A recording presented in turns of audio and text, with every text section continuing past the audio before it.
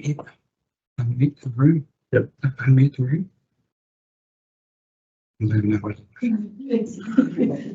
Hello, Councillor Clark. We are now live. You're right to go. Fantastic, thank you.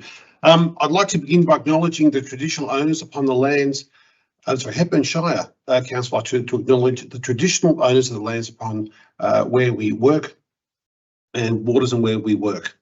On these lands, JAR have performed age-old ceremonies of renewal, and we recognise their resilience through dispossession, and it's a testament to their ongoing and tradition, which is strong with thriving.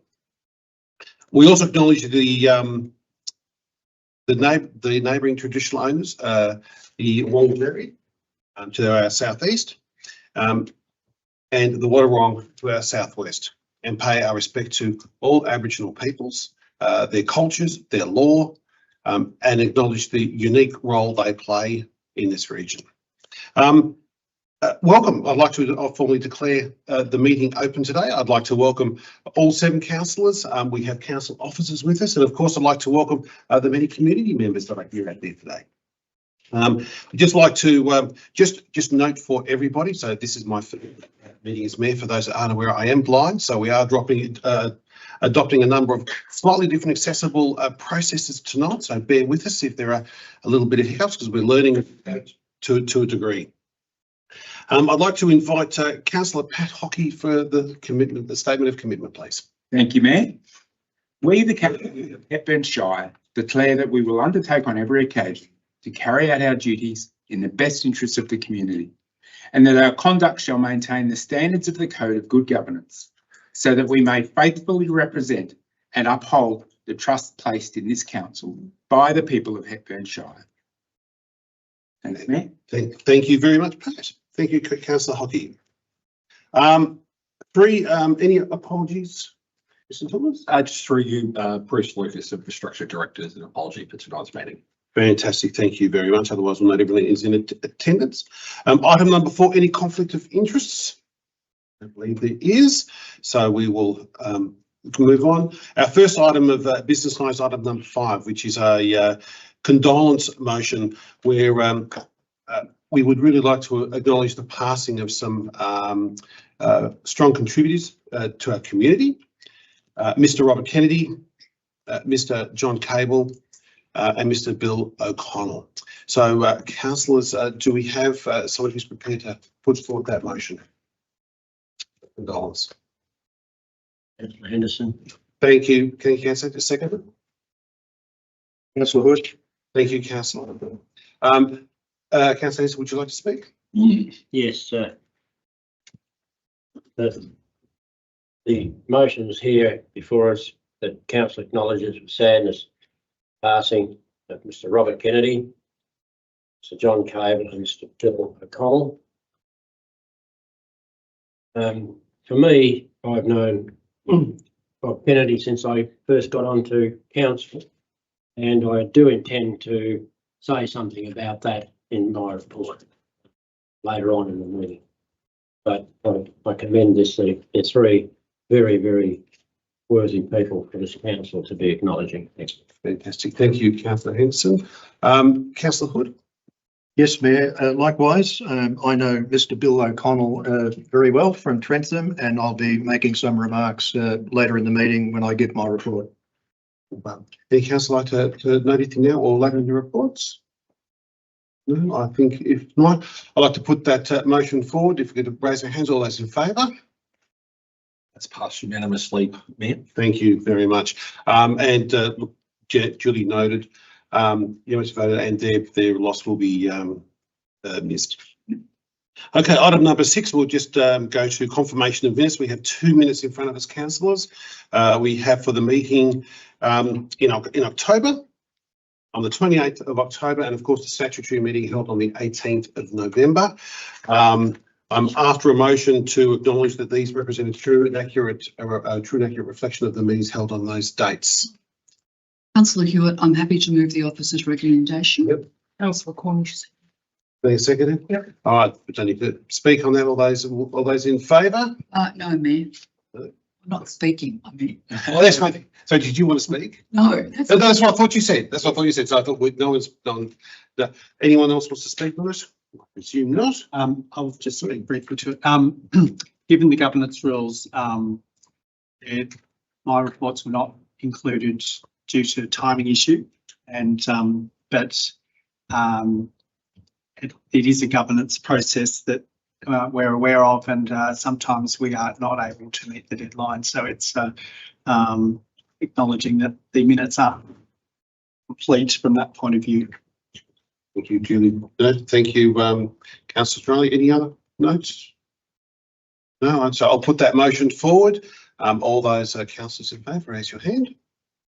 Pass unanimously. Thank you very much. Okay, so we'll move on to item number 7, public participation time. Just to note that there are a number of questions which will take a little time. So, councillors, I'd like to propose that we, at this point in time, that we look to extend item number 7 by 15 minutes in alignment with our governance rules. Would anyone be prepared to put that motion forward? Thank you, Councillor Cornish. Put that forward. Second. Thank you. I don't think there's any need. All those in favour? Pass unanimously. Okay, fantastic. Thank you. We'll go to 7. So 7.1 petitions. There are none. We'll go to then item 7.2. We have requests. So we have 2 requests for us today, Jules McDonald and Stephen Ray. So Jules, I'd like to ask you to come forward and perhaps address council, understanding we have a 3-minute limit. I'd like to hand it over to you. Thank you.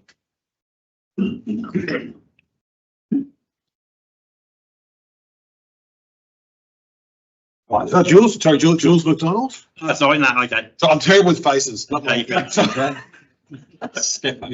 I'm sorry. I will move the man, Jules. Through you, Mayor, Stephen Ray's there and speaking next, so I reckon just continue now. Okay, thank you. Fine. Okay, so happy to go? Yep. Okay. All right, to the CEO, the newly elected Mayor, Deputy Mayor, fellow councillors and other representatives of the Hepburn Shire Council. For those who don't know me, I am Stephen Ray, the son of Betty Ray, who in 1982 bequeathed the land to the council to be made into a permanent park. As such, I believe I am the best qualified person to be speaking on what my mother's wishes were and what she wanted for the Darlington community. On behalf of myself and my family, along with fellow members of the Friends of Raylands group and the many supporters, both local and interstate, who have assisted us in getting this matter before council, we want to thank you for your efforts today. However, there are a number of points in your agenda we believe need to be answered or at least clarified in the interim prior to the council formally voting on this matter. They are as follows. There is no indication of whether Raylands will remain as a park in perpetuity as originally requested and mentioned in the will, so that this situation does not raise its head at some date in the future and we have to recommence the whole process again. We would seek an assurance of what the long-term plans are for the park. Number 2, will it remain as a park or be rezoned to public open space, as seemed to be the preferred, in brackets, cheaper option since we last addressed council?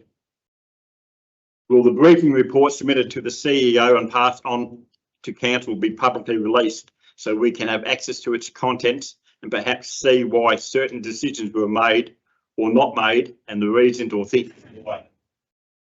We appreciate that additional and updated signage will be installed at the entrance to Raylands and that a suitable information board about the history and my mother's legacy will be included. Are we able to have some input into these proposed signs?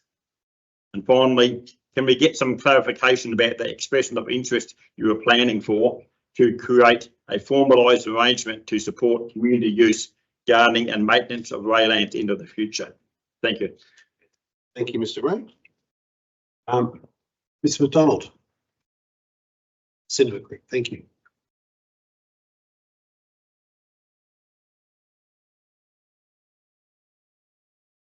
Good evening, Mayor Clark, Deputy Mayor Cornish, Mr. Thomas and council staff.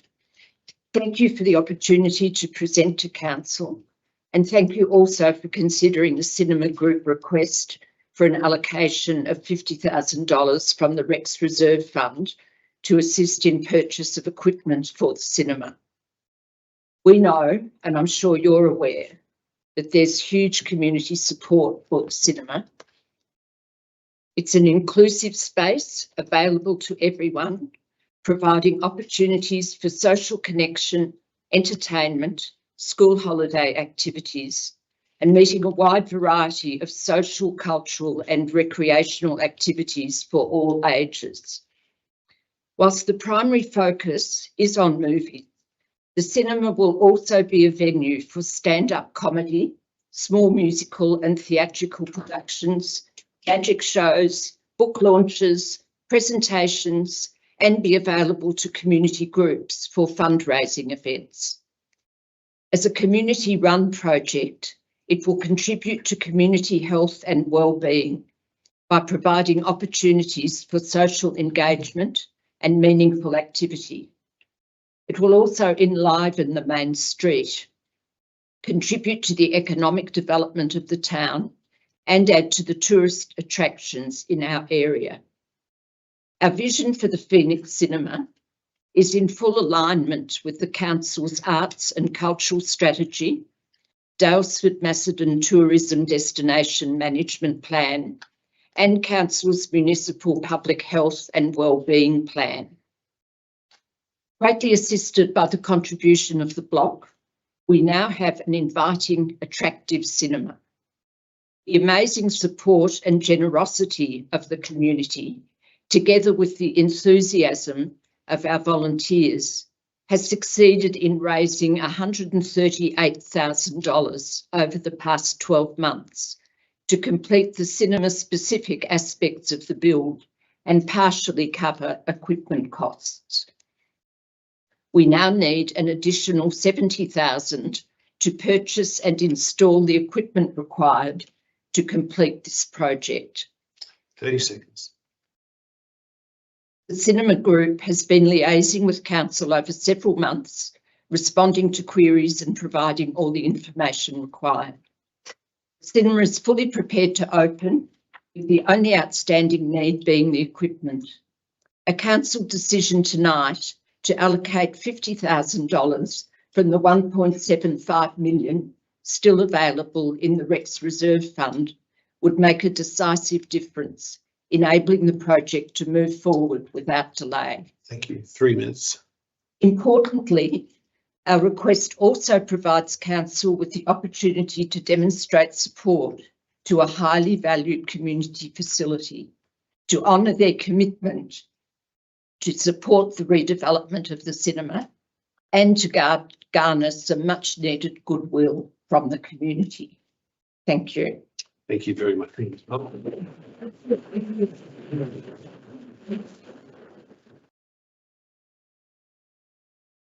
So we'll now move to item 7.3, public questions. We do have a number of these. There's about 16 of them. The process we'll do is I've asked our CEO, Mr. Thomas, to read out the questions, and Deputy Mayor Councillor Shirley Cornish will read the answers. Thank you very much. Thank you. Maybe a number of attendants, so I'll read the names out, and if you wish to read the questions yourself, you're most welcome to. Otherwise, we'll read them on your behalf. Questions 1 and 2 from Carolyn Whitehead. Carolyn here. Question 1. While Council adopted the Daylesford Hepburn Springs Structure Plan in September 24, the version was the one that had not been consulted with the community. And so one of the conditions amongst others in the carried motion was the revised plans proposing rezoning of 57 Leaches Creek Road, Daylesford, from farming zone 2 to industrial 3 zone would be subject to investigation of cultural, environmental, transport, bushfire, amenity and development considerations, including consideration of land to be set aside for the protection of Wallaby Creek and its environments and appropriate infrastructure upgrades. September 25 Council newsletter reported that reference to some of the structure plan works, and that Council has acknowledged that some community members may not have been fully aware of the changes or had the chance to provide feedback, and to address this, Council would be carrying out additional community consultation. and are referred to our website and a number of information. That website doesn't contain the referenced information from earlier above. And so the question is, can council confirm whether the investigations specified above and in the council resolution of the 3rd of September 2024 have been completed, publicly released and or reviewed, considered by councillors per the adopted motion? Thank you. The response is council changed structure plans in response to community feedback which was received during May and June in 2024. The proposed changes were made available in the council agenda for the September 2024 meeting. While council adopted the changes, councillors recognised that not everyone may have known about the changes or had a chance to comment. So council requested staff to carry out additional community consultation. The Daylesford Hepburn Springs Structure Plan recommendations remain as per the council resolution. The reports you have referenced in the question will be undertaken as part of a rezoning process. Thank you. Question 2, also from Carolyn and related to the process and also 57 Leeches Creek. The question is, can council explain how rezoning 57 Leeches Creek Road, a lot in the middle of agricultural activity, to industrial 3 zone with a development plan overlay aligns with the Hepburn Planning Scheme objectives to protect rural landscapes, prevent fragmentation of farmland, and ensure compatible safeguard of environmental and cultural values? Thank you.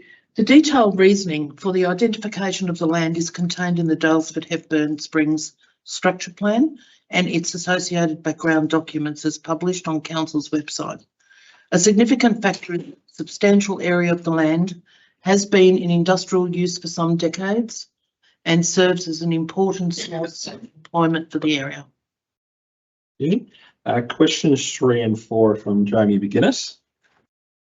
In relating to item 8.1 of tonight's meeting agenda, being the future provision of sport and recreation in Clunes. If the estimated cost of relocation included in the Clunes Recreation Reserve Master Plan process was much lower, would council consider it a viable option? And the response is, council is facing a financial context where the focus for capital works needs to be on renewal and upgrade of existing assets. Construction of any new infrastructure projects also needs to be carefully considered for the most financially responsible option. Financial viability, likelihood of external funding, and also broad community benefit. Follow up from Jamie, can the council please outline how the top estimates were created for the Clunes Recreation Reserve Master Plan paper? The consultant who developed the draft options for the master plan completed an option of probable cost, and these have been reviewed by officers for reasonableness. The costs are high level and will be subject to further review as detailed plans become available, and ultimately it is through a tender process that the true costs of projects become known. Questions 5 and 6 from Rob Anderson. Also in relation to the future provision of sport and recreation in Clunes. Question 5, and as a lifetime resident in Clunes and with 3 children attending Clunes Primary School, I was excited and honoured to be selected to represent the Clunes Primary School on the future of sport in the Clunes Project Advisory Group. The experience has left me disappointed and uncertain that my children will ever get exposure to modern and compliant facilities as they grow up in a town with an outdated and substandard facility. The PAG was advised to design the dream facility without a budget in mind. We were then supposed to have the opportunity to refine the project prior to it being presented to council. How can councillors approve to scrap the relocation plan entirely when the PAG group has not been awarded the opportunity to refine the scope of works and engage appropriately the greenfield site option? Yeah, and the response is subject to council decision tonight. However, the officer's recommendation and report notes that the work completed to date indicates that any option that relocates the recreation reserve facilities and infrastructure is not financially feasible. And so continuing to consult on these options, even with reduced scope, it does create unreasonable expectation and further delays the improvements needed. Following on, would councillors please consider removing point 2 of the officer's recommendation, which is currently resolves to not proceed with the consolidation of sports and recreation provision to a new greenfield site within Clunes, to allow this option to be explored further by the PAG. Thank you for that. Look, tonight councillors will consider the matter, and it is on the agenda a little bit later. It would be inappropriate to debate this matter now or to try and preempt any decision of council. Question 7 and 8 from Brendan Sheehan, also related to the future provision of sport and recreation in Clunes. Given the current Clunes Recreation Reserve site has flooded 3 times in the last 15 years and the weather appears to be more variable than the past 20 years, can the council provide a guarantee to user groups that they will not be worse off if the venue is flooded again? Future upgrades at the site will factor in resilience to flood events where possible. I must add here that includes all of our other venues throughout the municipality. Most of them are floodprone. And question 8, can council outline why they think its preferred option is to focus investment of significant dollars on a facility that is prone to flooding? The officer recommendation is based on financial viability in light of both the cost of developing a new site as well as council's broad asset base and the cost of renewing these assets over time. Any future upgrades at the site will factor in resilience to flood events. Question 9 is from Daniel McDermott and relates to item 6.1 of the quarterly financial report. Could council please supply the elements of what constitutes underlying for the surplus and revenue calculation, i.e. how are the figures related established? Underlying revenue and surplus removes one-off items such as capital contributions or grants. The income statement at section 2.1 of the attached financial reports provide further clarity. Question 10 is from Chris McLennan, also related to the future provision of sport and recreation. Currently, we have no space for memorabilia of a club history and a set-up and pack-up scenario occurring at least 12 times a season, taking approximately 4 hours on each occasion. It is also a significant physical task dealing with rolling out huge rolls of carpet in order to cover the basketball court so a function area can be established on each occasion. A mobile bar has to be then transitioned into the area from within the stadium and drinks moved from the cool room storage and then packed away at the completion of the function so that no drinks remain on site. As far as we've known, the club has researched that the Clunes Football Netball Club is the only company football netball club that doesn't have a permanent function facility. And does council think this is an appropriate scenario? Council is committed to planning the provision of community facilities, including sporting facilities, in a way that finds the balance of multiple users, reflects community needs, supports volunteer workloads, and maintains financial sustainability for council. Question 11 and 12 are from John Bedwell, also in relation to the Clunes future provision of sport. Can council please explain the priority of council in Creswick receiving a brand new flood-proof recreation facility? Decisions on financial investments and strategic priorities are made considering the opportunities and constraints of the time. Doug Lindsay Reserve was developed over a decade ago. Current funding opportunities and constraints must be used to consider the master plan for Clunes Recreation Reserve in the current time and against broader priorities across council. Would council be prepared to consult more closely with the community group and set a stage approach to the upgrading of the recreational facility? Council will consider as part of the recommendations in the relevant report tonight continuing to engage with the project advisory group as well as broader community to finalise the master plan. Question 13 is from Louise Johnson. In relation to item 8.1 of the meeting agenda, surplus land for disposal, including potential affordable housing locations, would the EII process for land that was originally designated for affordable housing will organisations that have a reputable track record of this type of development be approached to let them know about this opportunity? Yes, as part of the EOI, expression of interest process, council will take steps to optimise the awareness of this opportunity with as many interested parties as possible. And questions 14 and 15 are from Heather Unimer. Thank you. Thank you. Thank you, Mayor and councillors. And can I take the opportunity to congratulate Councillor Clark and Councillor Cornish in their new roles. Thank you. My questions relate to item 8.1, headed surplus land for disposal, including potential affordable housing location. And I would particularly like to specifically address the section relating to Raylands Reserve. I think we'd all agree it's very reassuring and positive to read that it is recommended not to sell the much loved public park and it's intended for it to remain a public park. But the report and the proposed motion lacks detail regarding Raylands' long-term protection from any future sale and any mechanisms, planning or otherwise, to ensure it does in fact remain a public park into the future. That is well beyond the term of this current council. If advice has been received as to why certain actions can or cannot be achieved, this has not been outlined in the report. For example, securing the land as a public park in perpetuity, rezoning it more appropriately to keep its use as a public park, or deeming it as open space.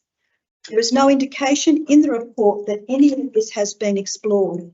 And I acknowledge that some of it may be, that it could be tricky, but there's no explanation. My first question is, considering the public interest in the long-term protection of Raylands as a much-loved public park, how can the community be reassured that council has in fact done all it can to ensure its long-term protection, considering the lack of detail in the report and the proposed motion? Thank you.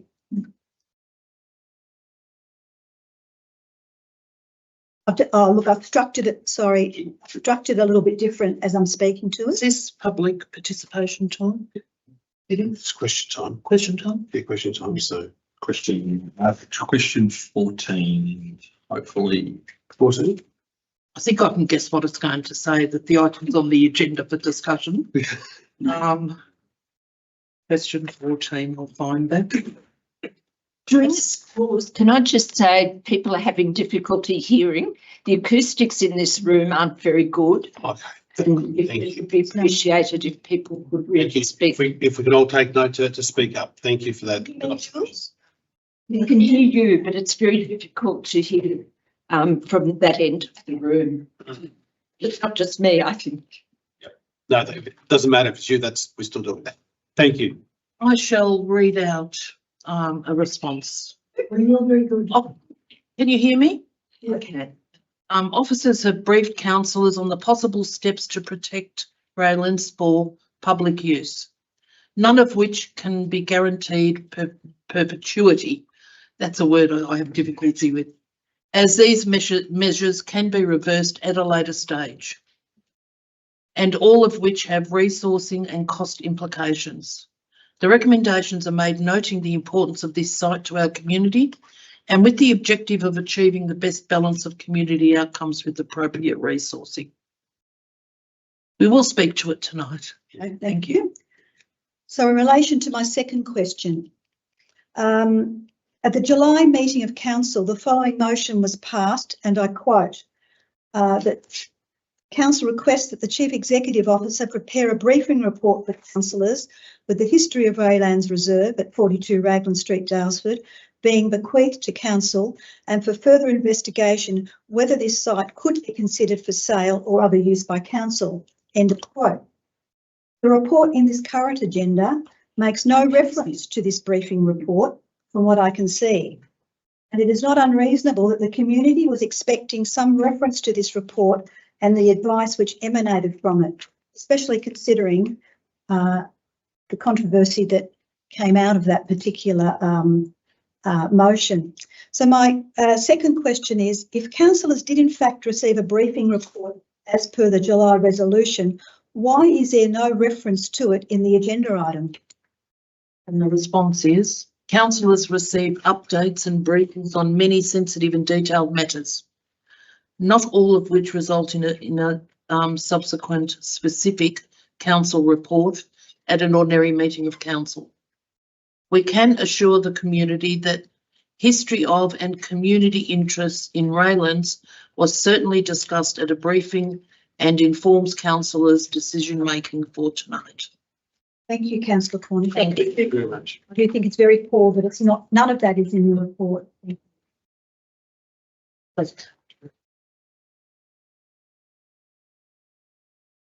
think 15. Oh, sorry, 15. That's right. I thought It's the end of end of question time. Okay. Well, thank you, everybody. So we'll now move to item 8.1. Sorry, officers' reports, item 8. 8.1. Surplus land for possible for possible disposal, including potential affordable housing options. Councillor Hocking, would you like to introduce this? Certainly. Hepburn Shire Council is considering a proposal to declare 7 council-owned properties as surplus to its needs and sell these properties, including the option for sale for the purpose of affordable housing.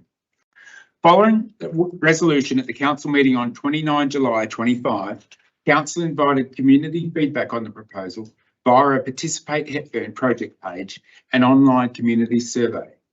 The survey was open for feedback from 4 till the 29th of August, and the attached community engagement report outlines the feedback received during that period.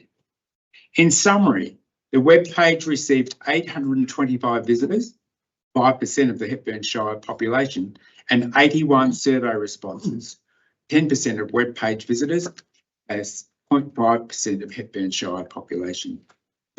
At least half of the respondents were from Dalesford, Hepburn and surround. As the required community engagement is now complete, council officers are presenting the further report to council as contemplated in item 2 of the resolution at the 29 July meeting. This further council decision is required to confirm the properties are surplus and can be sold. Thanks, Mayor. Thank you very much, Councillor Hockey. So, councillors, we do have an officer's recommendation before us. Do we have council like to put forward a motion? Councillor Henderson. Thank you, Councillor Henderson.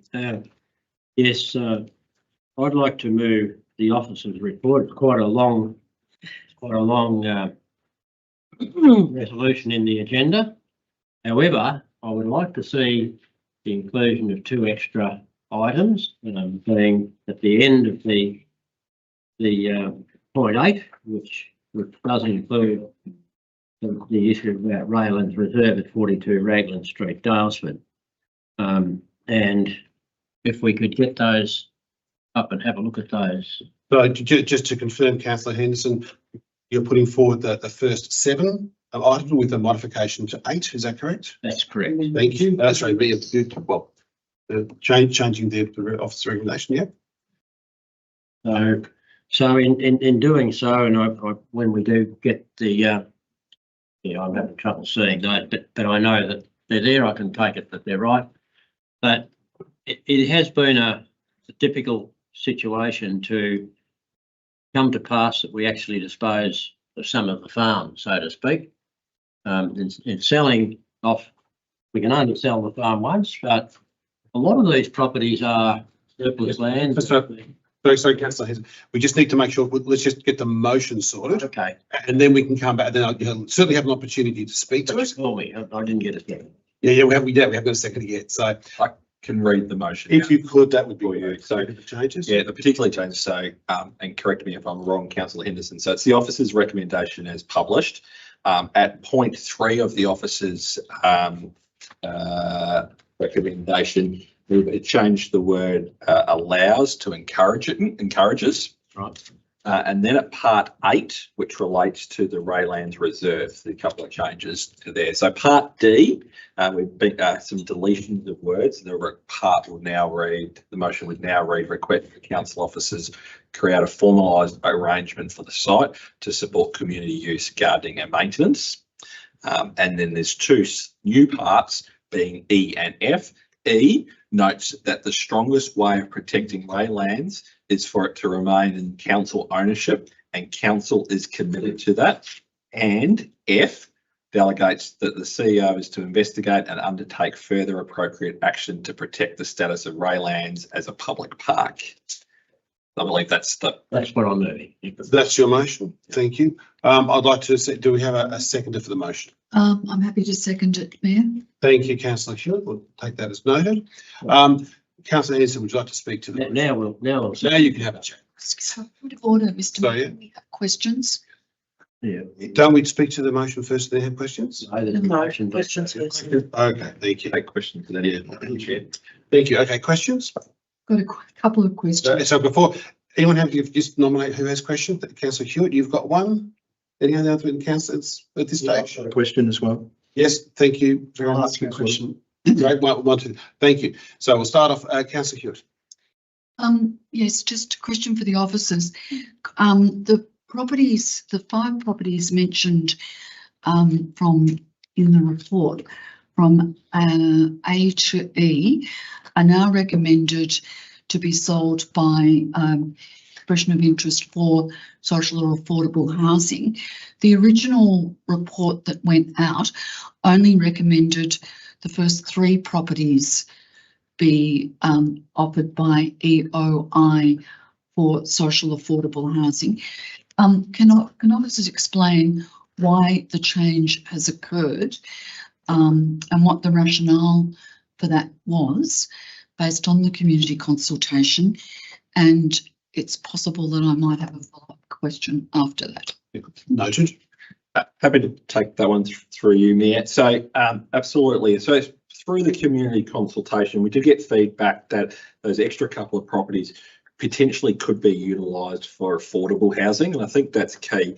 The types of properties, the land size they are, when officers first put the recommendation to council, I suppose the advice was we thought that would be unlikely to be wished to be utilised by some of the housing agencies. Some of the feedback and community feedback was at least let's open that up to that. I think so that's why we're doing that or recommending that as part of tonight's motion. The other part of tonight's motion also puts forward that these are really around affordable housing components. And I think it is really clear to be there's a difference between social housing and affordable housing. There's specific definitions through the Planning and Environment Act.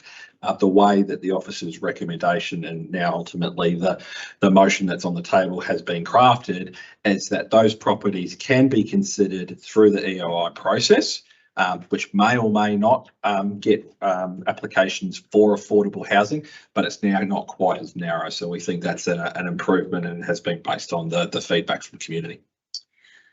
Thank you. Can I have a follow-up question? So my understanding from the officer's initial briefing was that social housing can be provided by a public social housing provider, but there's a certain size land to fit the number of properties that make them fit within the cost framework of that. And the first 3 properties were, but you're saying now that the additional 2 properties, whilst they might not meet the criteria for social housing, but we'll be testing that, could very well meet the affordable housing criteria, which, as you've indicated, is slightly different. Yeah. It's different, not slightly different. Yeah, that's absolutely correct through you. And I suppose now with that extra information, we really want to test the market through the expressions of interest. So absolutely no guarantee that we get social affordable housing applications or proposals through that EOI, but this opportunity allows for that, and particularly, I suppose, with the wording changes that Councillor Henderson made, absolutely encourages it. Councillor Hood. Yes, thanks, Mayor. Can we just scroll down on the screen, please, to point 8? My question's on point 8. Specifically on 8E, which says that the strongest way of protecting Raylands is for it to remain in council ownership, and it confirms that council is committed to that. Can officers expand on that a bit to explain why that is the strongest way of protecting it, rather than, say, resolving to remain a public park in perpetuity? Yeah, so through you. So I suppose the ownership, if it remains as an ownership of council, it is ultimately council's decision. And so that moving it to other arrangements and that had been considered and discussed at the briefing around rezoning or other components absolutely may have some merits, but council ownership of it will mean that council ultimately gets to make the decision. Obviously, that is subject to future council recommendations, and why part E has been included in terms of making sure that that's clear to the community that this council is committed to that remaining the component. I think it needs to be also read in conjunction with part F, that delegates the CEO to investigate and undertake further appropriate actions to protect the status of Raylands as a public park. So we will continue to look at the options. Some will be complicated and costly. If there's other options that we can look at and through that as an even greater assurity of the long-term future, that's what that allows under part F. But part E really I suppose, puts in practice and a council resolution that this council's committed to remaining in ownership, and council is committed to that. Thanks. A follow-up question, Mr. Mayor, if I may, then, can it be taken as inferred from F that officers are aware that there may well be other options that need further exploration? So through you, yes. So some of the different options, I suppose that's been communicated, but some of them not easy to put into place. And we want to be really clear that even putting a number of steps into place doesn't 110% sure that it can never happen. Council at the time could overturn a rezoning or that we've gone through. And so that's why we think part E is clear. Part F, absolutely, that we're committed to continuing to look at options to further secure. But I think that for the officer's recommendation and the amendments being made tonight, it further strengthens and really makes a really public commitment in terms of ensuring that the property remains, and particularly with D, for the use of community use, gardening and maintenance. Thank you. Thank you both. Right. Councillor Drowley. Thank you, Mayor. Partly my questions have been answered, but it's If you just also speak up, please.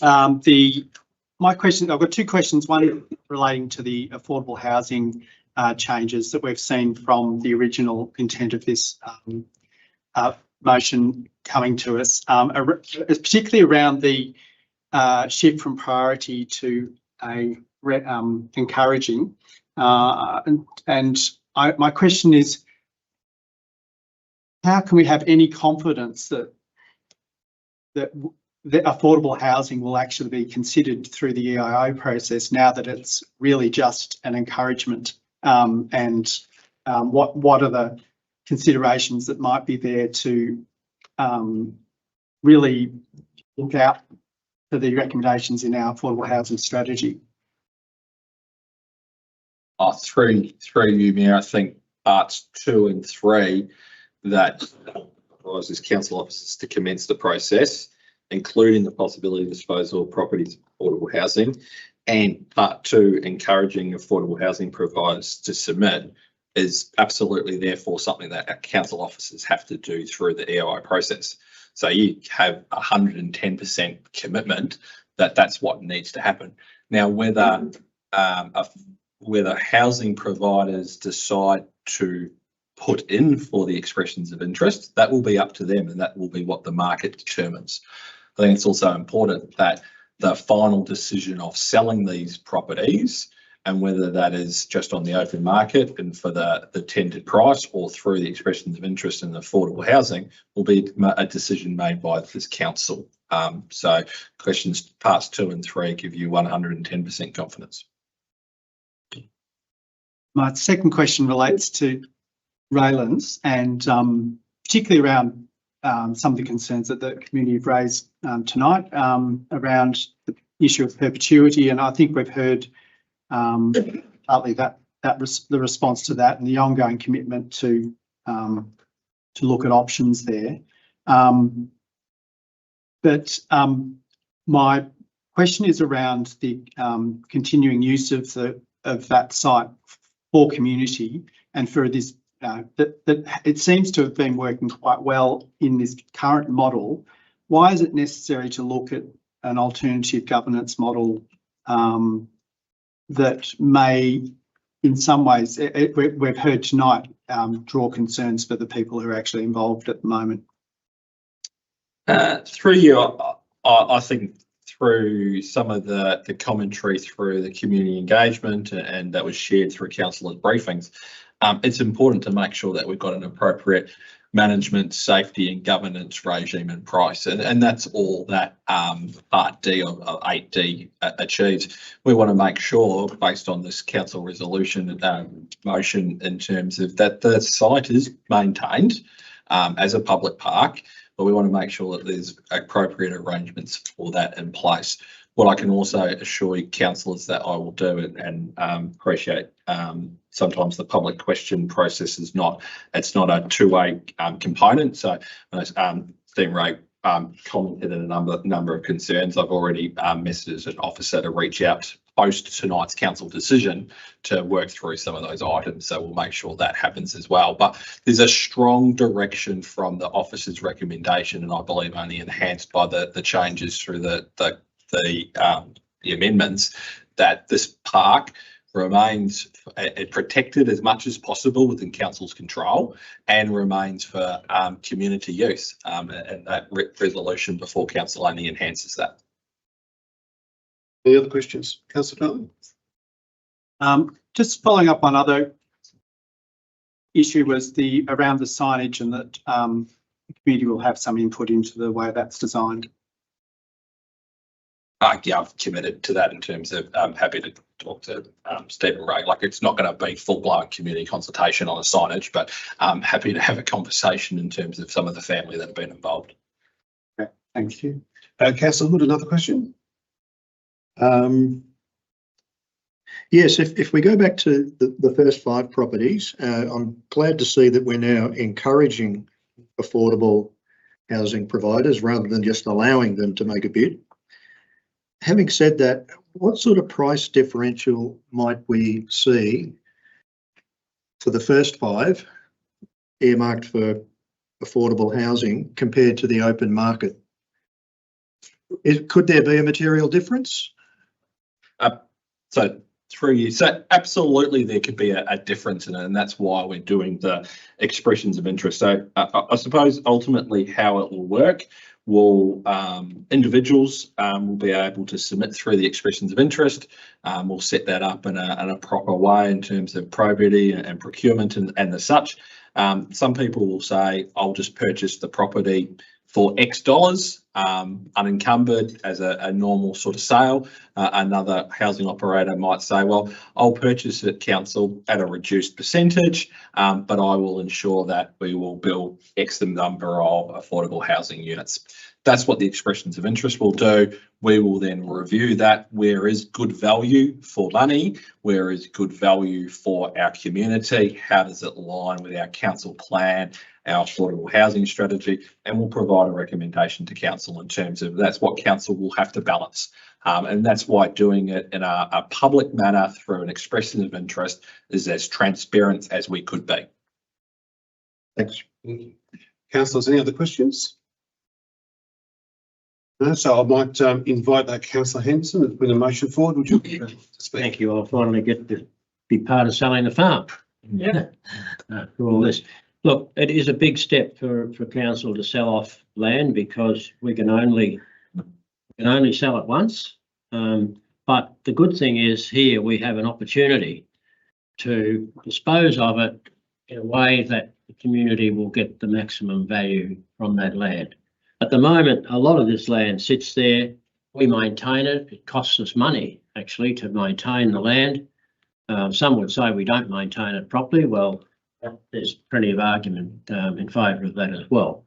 But it does give us plenty of opportunity to do some good with the land rather than just be like some developers and have it as land banking, because that's really what we are if we hold on to land that could be used. we could be accused as council of land banking till it becomes more valuable ourselves. And so we're trying to discourage that, but by the way we do our things. When I get to the issue of Raylands Reserve, it is a big thing, and I recall back in 2017, in order to cover the council, where we had to have insurance, we had to have that covered. We did do an MOU with the Dalesford Neighbourhood Centre, and so we were able to have somebody to auspice what went on in that group and to provide some surety that in the event that something went wrong, that we would have some fallback and be able to protect the community, the public, from litigation. That probably needs to happen. Well, it doesn't probably have to. We have to show some due diligence, but at the same time, we can't make that onerous upon the people who have been maintaining this park and making it the place it is now, and not only what it is, but what it can be. I think one good thing out of this is there's been a reinvigorated interest in Raylands Park, and I hope that continues. People have suddenly discovered, and I know a lot of people that didn't think it was actually a public park and wondered if they could go in. I said they sometimes peep around the gate. Well, no one's ever stopped anyone going in, but that was the perception. So if some good can come out of the destruction that we've had, it is that people are now very aware of the value of the park. It's been very, very publicly known. And for me, while I'm around, F will be a very important item. I don't want the council just to sit on it and say we'll do everything possible and their words. I expect out of this that there are actions. We do look at our planning scheme. We do look at the declaration of public space, and we have lots of public space as part of developments. 30 seconds, councillor. Yes, and that is so that we manage to get a good result for our community. So there it is. I don't think that should be lip service. I think we should genuinely look at all of our options under our planning schemes and our declarations of public open space, so that it does stay a public park in perpetuity. Thank you, councillor. We're at time. Thank you very much. Councillor Hewitt, second. Yes, thank you, Mayor. Councillors, I am happy to second this motion.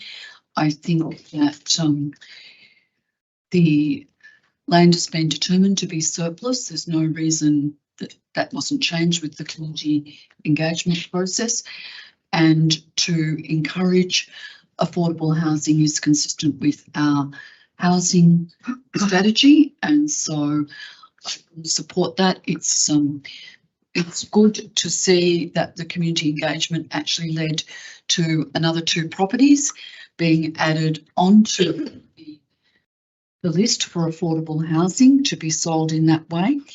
I do note, however, that in the community engagement report, there were almost equal numbers of people who responded saying not to sell it as those who did, and not to sell it for affordable housing because they wanted to keep it, which I think that sometimes with community engagement, while it brings positive things, council has to make decisions that are in line with policy and strategy, and that what support for this motion is what happens by supporting by taking an action that fits with our affordable housing strategy.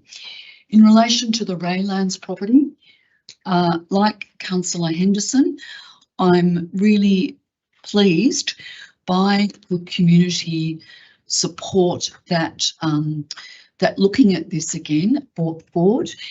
Mr. Ray mentioned the Friends of Raylands Park group, which I presume has developed as a consequence of this, and would just like to point out that there's opportunity here for working with council in the management and in the direction of the park, just like the Friends of Lake Dalesford do, where there's an interested community group that meet with officers and make suggestions about the direction the care of Lake Dalesford should have. So that potentially is a good outcome. So I'd like you all to support this motion, councillors. Thank you, councillor. Would anyone like to speak against? I'd like to speak for it, Mr Mayor, if I may. Yes, please. For much the same reasons. Obviously, these 7 lots of land have been deemed to be surplus, so it's sensible to dispose of them. I'm glad to see that we're encouraging affordable housing providers to take in the expression of interest process, and I am very pleased and relieved that finally on point 8 we reached a sensible and respectful position on Raylands, and I accept the officer's assurances that the method that is to be employed to keep it in council hands is the strongest way to retain the land in its current use, and for, well, not quite perpetuity, but that other options will be considered as well. So it's always good to see when common sense prevails. Thank you, councillor. Councillor Cornish. Yes, thank you. I want to, Mayor, speak firstly about, I did put this motion up about, or an alternative motion to the officer's recommendation about the land sales, and change the word priority to possibility of affordable housing. The reason is to maximise, firstly, the financial return to this council, but not close off the possibility of affordable housing, which is really important. But the affordable housing providers are very difficult to secure as far as a purchase goes. So if it had been a priority, there was a very good chance that we would not have any sale at all on the land. So it's trying to kill 2 birds with the one stone. But if it comes to, I would say with confidence that if the choice in a sale between affordable housing and a private sale, this council would probably bend towards affordable housing. I know I would. So, but it gives us an opportunity and a bargaining tool to get the best price possible. But it is still affordable housing deemed for those sites. Also important to mention the introduction of the Grants Support Reserve Fund. This is really important. I also added that as a recommendation because I asked myself, where do these funds go? And the recommendation in the report was that it would go to capital works, and I didn't agree with that. So council didn't agree with it either. So it was great that we agreed that we should set up a grants reserve fund, because that gives council the opportunity to be able to match financial contribution with government, be it state or federal grants. So we have the opportunity now with allocated funds into that reserve to bargain with grants. Otherwise, we sort of, our hands are tied as to where we would find money to match grant funding. So it gives us another opportunity and opens us up. As far as Raylands, now, this particular, the community, 30 seconds, councillor. the community support is phenomenal. And please don't underestimate that the greatest security for that land is the community themselves. There was over 100 people that put their name on a petition. It has community support, and there wouldn't be a council in Victoria that would disregard that. So the security for this land to remain in the community's hands is the community itself. So that's really important. Thank you. Thank you very much. Anyone else? Yes, Mayor. Thank you, councillor Drum. Thank you, Mayor. Look, we've heard just how passionate people are about land in particular the Raylands site in our community. As Councillor Hewitt said herself, there's 50, around 50% of people actually didn't support the sale of land, and Councillor Henson even mentioned that you can really only sell the farm once, and it's that's what we're really looking at here is selling off public assets, and it's a really complicated thing to do, and it's not always the right thing to do. And I think I certainly don't generally support selling off public assets like this. And it's but when it's tied to affordable housing, that complicates the issue. It's the councillor's job is to find a workable compromise often, and it's as we've heard tonight, there's more to life than financial viability. That social equity and environmental considerations are very important as well in terms of the outcomes for local people in the Raylan situation. And it's I think, you know, I'm regretful that it's been dragged into this conversation still, but, you know, opportunities have arisen, I agree, in terms of some potential positive outcomes. So it's yeah, I'm finding myself supporting this recommendation with some regrets and compromise around the, you know, there's no guarantees, as we've seen with the state governments and federal governments approaches to affordable housing, that we'll end up with affordable houses. And we just have to look at the block in terms of what, you know, what could come with a $3 million price tag is not affordable. So let's hope that we can put measures in place where we do get a good outcome and potentially social or affordable outcomes.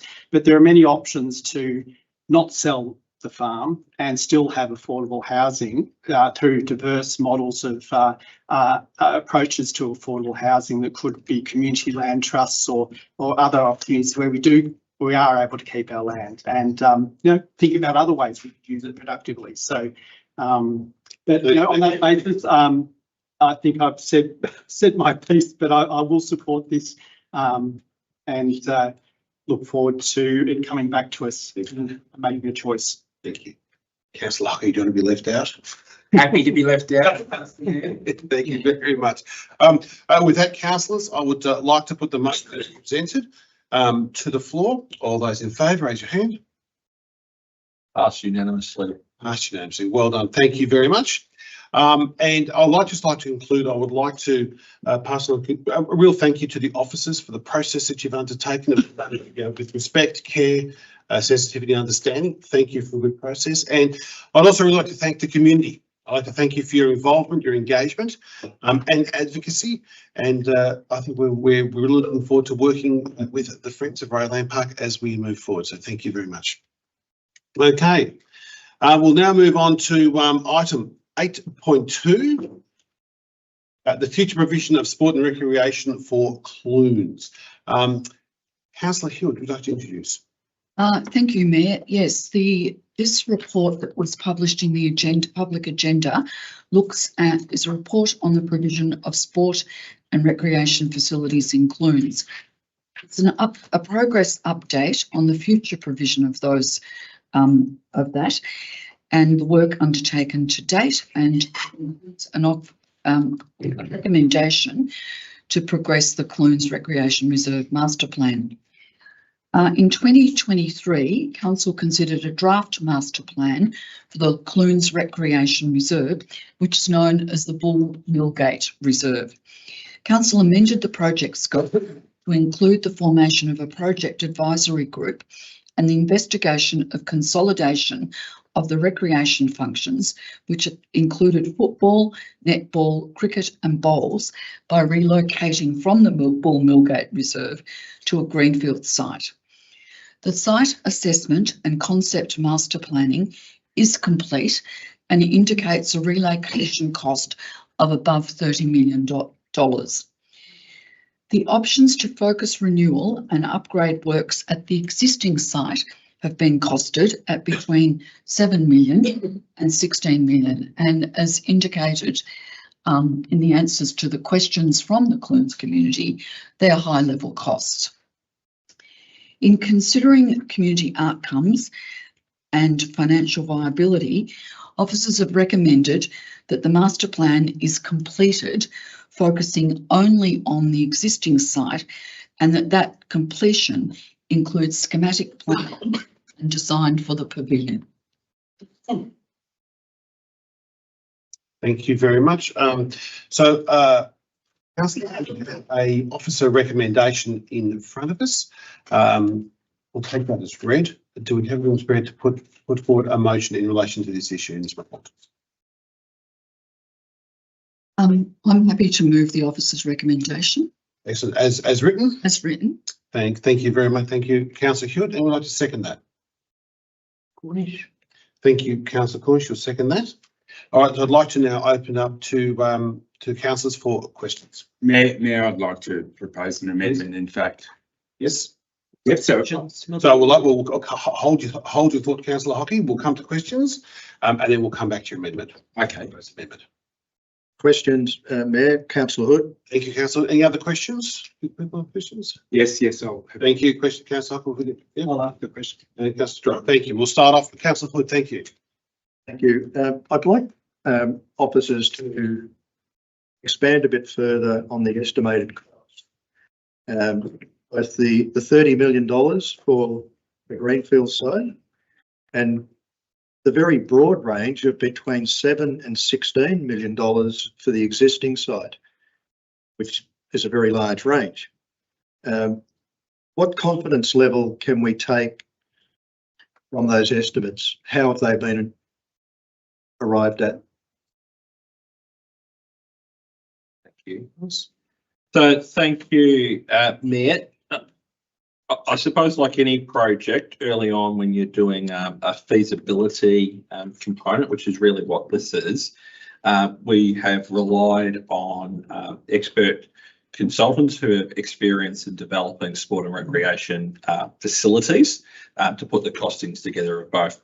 We've then as officers overlaid that with our understanding of different types of projects that we've done here at Hepburn Shire and also conversations with other councils around those components. So that's where the costings are based on. Obviously, and as indicated, they're still quite high level in terms of, and they don't get sort of, as you go through a project from feasibility and you work through master planning, design, and then ultimately tender, that might be design and construct or through to a tender, you get more surety of those dollars. So we're relatively confident in terms of those numbers as they appear at the moment. I suppose what we've been really clear is there's a significant difference between any type of renewal and upgrade on the current site and a complete greenfield site. And that's why the recommendation before front of councillors today. There is a difference absolutely in terms of between the potentials of the current site, and I suppose that's what the resolution before council tonight really wants to do. So it wants to take away the option that we're looking at both greenfield and the current site, concentrate on the current site and work really closely with community stakeholders, particularly the clubs and users, and then work through exactly what could happen on the potential site. And as part of that, also doing the schematic designs and getting even more closer and better funding. So there's still a lot to work out in terms of the current site, and that's why there's quite a broad range of pricing, and we would want to do that in consultation with the groups. Any follow-up questions, Councillor Hood? Yeah, to follow up one, if I may. Away from the cost, given that the current site is reportedly flood prone, I believe it is, has the work that's been undertaken so far indicate that it is feasible to put facilities there that won't be subject to frequent and severe flooding? Yeah, so there's a couple of pieces of work that are happening concurrently. So particularly some of the work in regards to the master planning and early process has considered things around relocation within the site, where you would put soft and hard facilities, where you would put buildings, and how you would design around that potential for flood. We're also working really closely in terms of both some flood mitigation works for both Creswick and Clunes, and we'll be close in terms of some work. So not only are we looking at the flooding possibility of the reserve, but we're also looking at how we can reduce flooding in that whole area, which will certainly absolutely have a positive impact on that. A lot of the how we would do that, exactly where on the site, is what the detailed master plan will look at. And ultimately, I suppose if we work through the detailed master plan, they will answer a lot of those questions. But as we've been really clear through the report, there is a massive difference in cost and financial viability of the current site, the potential greenfield site, hence the recommendation tonight. Comfortable, councillor Hood? Yep, thanks. Thank you very much, councillor Hockey. In fact, Mayor, councillor Hood's question was mine too, about the difference in the costings. So, Okay, right, so you're okay now? Thank you very much, councillor Drum. I've got two questions. One is around the non-inclusion of the pool site in this recommendation. Is that correct in terms why that might be? Yeah, so the pool site's not included in the current plan. The pool site, its use and future is part of council's aquatic strategy. And so, of course, it's not included in terms of use of that land.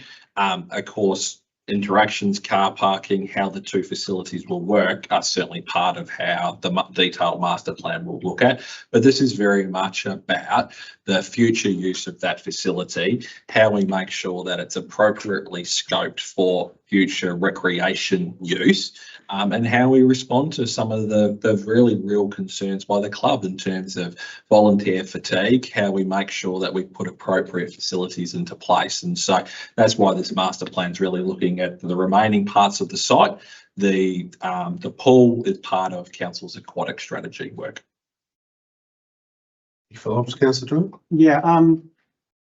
Look, I'm struggling with the fact that we're hearing a lot from the panel members and community saying they really want to keep a greenfield site active, and that we're not willing to listen to that. And given that Sorry, to point of, I'm not sure you're making assumptions. We are absolutely willing to listen. I'm not sure that's. That's a big question. Yeah, it's a question time. Okay, so the question is around, in terms of our own community engagement, why are we willing to dismiss the level of local expertise in this case? Oh, do you want to rephrase that? Dismiss? Would dismiss? Would you like to answer? I'm not sure that's the right terminology. I can answer it in terms of, so we're not dismissing local experience whatsoever. What we are saying, some of the options in terms of lots of people would like new sites as well. So we're certainly not dismissing local feedback. We're certainly not dismissing any of the feedback today. What we are bringing to council for a council decision is a whole range of factors. You have a project in front of you where council wants to look at the future ability of sport and active recreation facilities includes. How best do we do that, and how do we best make sure that that can be delivered in a reasonable time frame at a reasonable cost, given that significant funding will likely be required from council. Ultimately, we will still seek government funding as well. So what we've done is we've articulated through the report and the work that we've looked at the greenfield site. The data shows and the analysis shows you, and the professionals show that there is a significant cost difference between the two. And in officers' expert opinion, it is time for council to consider, do they walk away from the greenfield site and we concentrate on deliverability of these key facilities at the current sites? And as officers, that's what we're charged to do, put professional opinions in front of councillors and work through what we're doing. And that's exactly what this report does. Thank you very much. Any other questions? Me, Councillor Hewitt. Councillor Hewitt.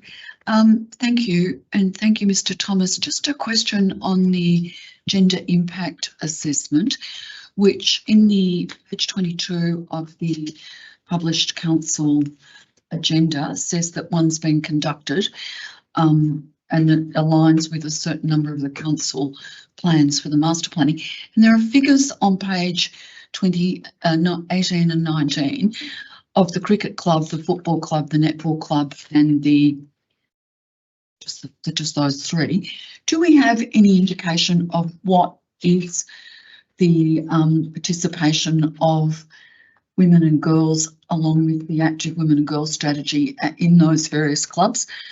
And what sort of action the various clubs have taken over the past few years to increase the participation of women and girls, which I'm conscious has happened in other sporting clubs around the Shire.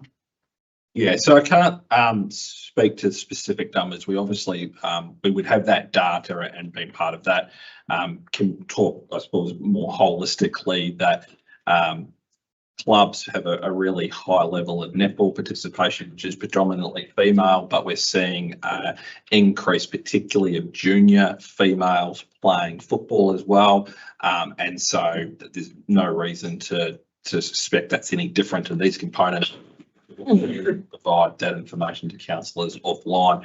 What I would also say is that developing the master plan at the site will take both into account current numbers and where future growth is projected. So not just future growth in terms of total numbers, but making sure that we do design the facilities in female-friendly ways. We do design the facilities and access to be for all forms of ability, and that's what designing a quality master plan will actually be able to do. And I'm sure then the clubs, the community, will benefit from that increased investment of high quality facilities that'll then assist them work with their programs and partnerships. Any follow-ups on that? No, thank you. Any other questions? I'll go to Councillor Hockey's amendment. Proposed amendment. Okay, thanks, Mr. Mayor. Yes, and if I can just speak to it for a moment too, but my amendment. Sorry, if you just put forward, so okay. the process will be you put forward the amendment. We'll see if it's seconded. Certainly. And if that moves forward, then we can talk to it. Yeah, I was just flagging that I'm on. Yeah, no, absolutely. Okay, so I can't speak to the amendment. You might, well, if it's carried, yes, but if it's not carried, no. Okay, sure. Yeah. Okay, well, my amendment proposes to remove item number 2 that references, and I'll read it to the assembled masses. Resolves to not proceed with the consolidation of sports and recreation provision to a new greenfield site within Clune. So I'm proposing that be removed and the motion stand otherwise as it was. Thank you. Do I have anyone who's prepared to second that motion? I'll second it, man.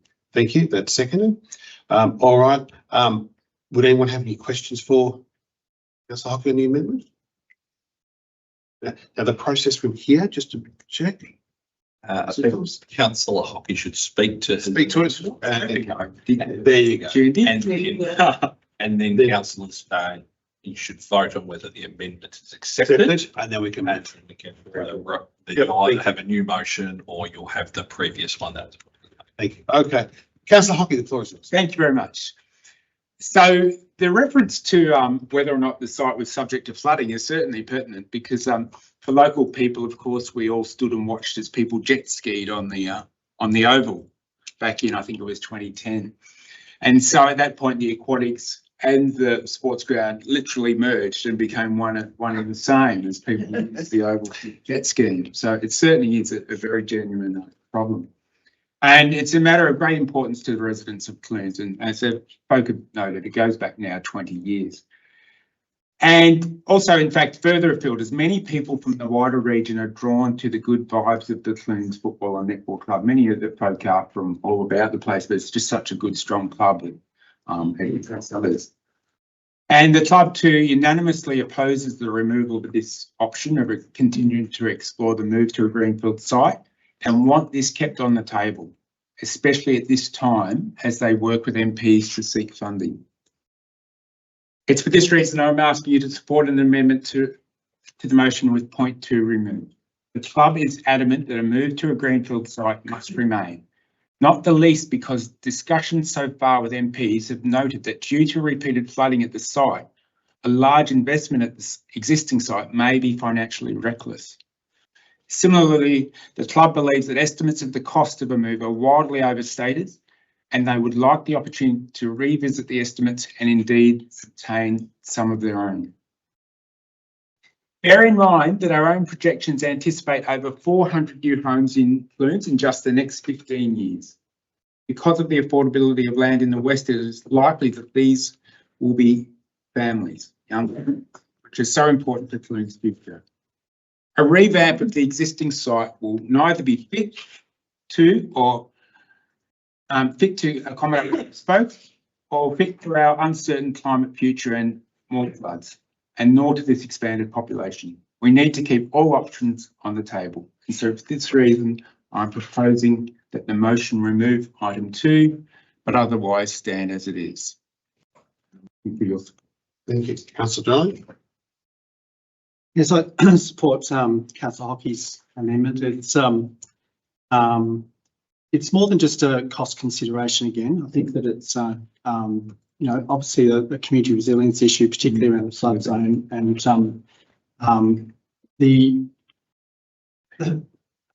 we have seen funding support for sports facilities in small towns in our shire with Trentham and Glen Lyon. We've seen significant federal funds and state government support being put into these sort of projects, and I think that there's also really great examples of communities banding together and raising a large amounts of funds to support these sorts of projects. And it's a considerable amount of money that's being floated around at the moment, and I think that you know, we've seen a considerable rise in cost of these sorts of projects, but it could be scoped appropriately. And I also have to acknowledge that these sites are more than just sporting grounds. They are social gathering points and creative multi-use sites often, and it's particularly in Clunes, it's been a real hub for all sorts of different activities in this existing site, and they do deserve the opportunity and the vision to look to the long-term future and growth and support of that. And I think closing that opportunity off now is premature. Thank you. Any councillor like to speak against the motions? Shirley, Councillor Cornish, anyone else? can I ask a question here first? Yes. Okay. Is that, Can I ask a question?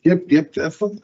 Yes, if question 2 is deleted, then I believe question 3 should be deleted, which I wouldn't support anyway, but I'll read it out. Finalises an achievable master plan for the Clunes recreation, in brackets, Bull Millgate Reserve, which means question 2, you wouldn't be able to look at another greenfield site because it's identifying the master plan for the current site. So I just need a bit of clarity on that. The questions to the officers, Yeah. Through you, One's Chair. endorsing one and one's removing it. So, but it's still endorsed as a master plan for that site. Yeah, through you, Chair. I would agree. I think the motion, if passed, only removing part 2 would be difficult for officers to implement. I can understand the intent of Councillor Hockey, and so as an officer, we would probably have to rework what that meant and come back to council. But as it as the motion that is put forth, it would be difficult to understand the exact direction that is being provided to officers. So can I speak? Yeah, Please. Sorry. Yep. Yeah, so if No, we that's, can't speak. No, it's a question. I'm asking you. Question? Is it a question or is it are you making a Question? statement here? I was proposing a further minor amendment. No, you'll have to close the closing of the argument, I think, or a bit later if you want an amendment. Okay, so you will deal with the first. Okay, deal with this. Deal with it because that's clear. That we'll have to go through the whole process again. Yeah, I just want to speak to it now if I can. Against it. Against. Yeah. Okay, thank you, councillor. Sorry, just before you do any other quick questions. Thank you. I'll pass it to councillor Cornish. I find it very difficult to remove that one, or even dot point 2 and 3, because in doing so, we have to actually go back to the drawing board. That's how I read it. And we can't have a master plan because we don't have a site, which means going back many years and the same old issues that arise. What do we do? Do we go to a greenfield site or do we develop the existing site? So if dot point 2 and 3 are removed, that's what's going to happen. And that's why I can't support it. It's come a time now where a decision must be made. It must be made so that this group, the Clunes Project Advisory Group, Councillor Hockey that sits on the group, other community members that sit on that group have some certainty as to what they're working with. Because at the moment and in the past, the whole problem, in my view, is there is no certainty anywhere. So that's why I can't support this. It means there will be no master plan, in my view. All right, with that, I'll put the amendment forward. There's one more to speak. Oh, sorry, didn't know. Who wants to speak? From? I think, Councillor, sorry, I didn't see it. I too want to oppose this, but for different reasons. And this is a small, relatively small community. A very important one, but relatively small. And I look at how hard it was to get, even in Cresby, who had mentioned that they've got a new facility, why can't we? Well, if anyone looked at the old facility at Hammond Park, it was flooded, but it wasn't just flooded, it was unsuitable. It was an old sewage dump, an old night can dump. And the facility there consisted of a few rundown change rooms and a rundown club rooms that wasn't big enough for anything. There was no netball there was nothing. So it wasn't really an option. You wanted to build a new facility. Now that facility took, with community involvement, the new Doug Lindsay took around 16 years before it even got funded for the current one. And that's the biggest population in the Shire. So where does that leave Clunes? Well, Clunes, to attract the sort of money it would require for a greenfield site, look, you may be able to do it and you may not, but you may be 10, 15, 20 years in the making for that. Does that mean that we can allow the people of Clunes and the surrounding area to be without a decent sporting facility? Is it that the community want us to spend the 7 million plus 7 to 16 and still investigate a greenfield site, which would perhaps cost 30 to 40 million? By the time it gets done, it'll probably be 50 million, but it's all relative. So I'm like Councillor Cornish. I don't want to see the Clunes people left without a facility chasing a dream of 30 to 40 million, maybe into the future. It's not ideal that what they've got now is not ideal. And it does need a revamp. It does need some very, very careful thought, but I just can't, for the life of me, leave Clunes without a sporting facility for foreseeably the next 10, 15, 20 years. So I'm against doing that. I'm for the opposite direction. I'm not discounting that the community would love to do it. I'd love to do it. And I don't see how it's achievable. Thank you, Councillor Henderson. Councillor Hood? Yes, I've got a question. I need some clarity, please. I hope somebody can clarify something for me. I really need to understand the implication or the consequences of deleting number 2. Because to me, if number 2 is deleted, then the officers will finalise a master plan on the existing site. They'll continue to work with the project advisory group and so on. No, I'm taking it from there, and correct me if I'm wrong, that the work would be concentrated on the existing site. There wouldn't be anything done to explore greenfield sites. So I'm actually questioning the need for point 2 to be in here. But if point 2 is taken out, what are the consequences? What are the implications? Won't officers still continue to work on a master plan on the existing site and determine if that's feasible, particularly because of the flooding issue? So through you, Chair, I think the confusion that will exist is with consultation, particularly with the users and particularly with the PAG, because currently the project is to look at options that include the greenfield site. So every meeting or conversation needs to consider the greenfield site. What the officer's recommendation had was we're no longer going to consider the greenfield site, and officers are going to solely focus on finalising the Chief Master Plan.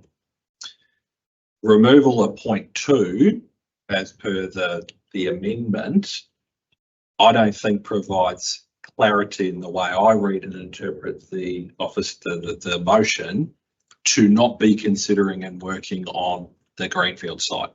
And officers need that certainty around, are we progressing and just working on the current Bill Millgate site, or are we spending money, time and effort to consider on the Greenfield site? If the option was to continue to work on the Greenfield site, items, particularly item 5, would need reconsideration, because the project funding and time will be very, very different if we're considering a Greenfield site. Any other questions? No. Okay, well, with that, if nothing else I want to speak, I will put the amendment to the floor. It can be the amendment to the motion. All those in favour, raise your hands. That's Councillor Hockey and Councillor Dryling. All those against, raise your hand. Other 5 remaining councillors. Okay, so I declare that defeated. So we will go back to the original motion now. So I'll now we'll go into closing. So I'll offer, so Councillor Hewitt, would you like to speak? Yes, thank you, Mayor. Hewitt. Through you, yeah, Councillor Hewitt moved to Councillor. Seconded, correct. Yes, look, officers, councillors, I think that this has been going on for long enough. In the speakers against the Councillor Hockey's amendment, Councillor Cornish and Councillor Henderson, you pointed out the importance of providing something for Clunes, for going ahead with a plan for updating and making the Bull Millgate Recreation Reserve fit for purpose for what's there now. I too, like Councillor Henderson, understand the user's desire for a much better, much bigger, much more greenfield site that bells and whistles meets every need. But the reality is that this council is in a financially constrained position, and we have to do as well as we can with what we've got.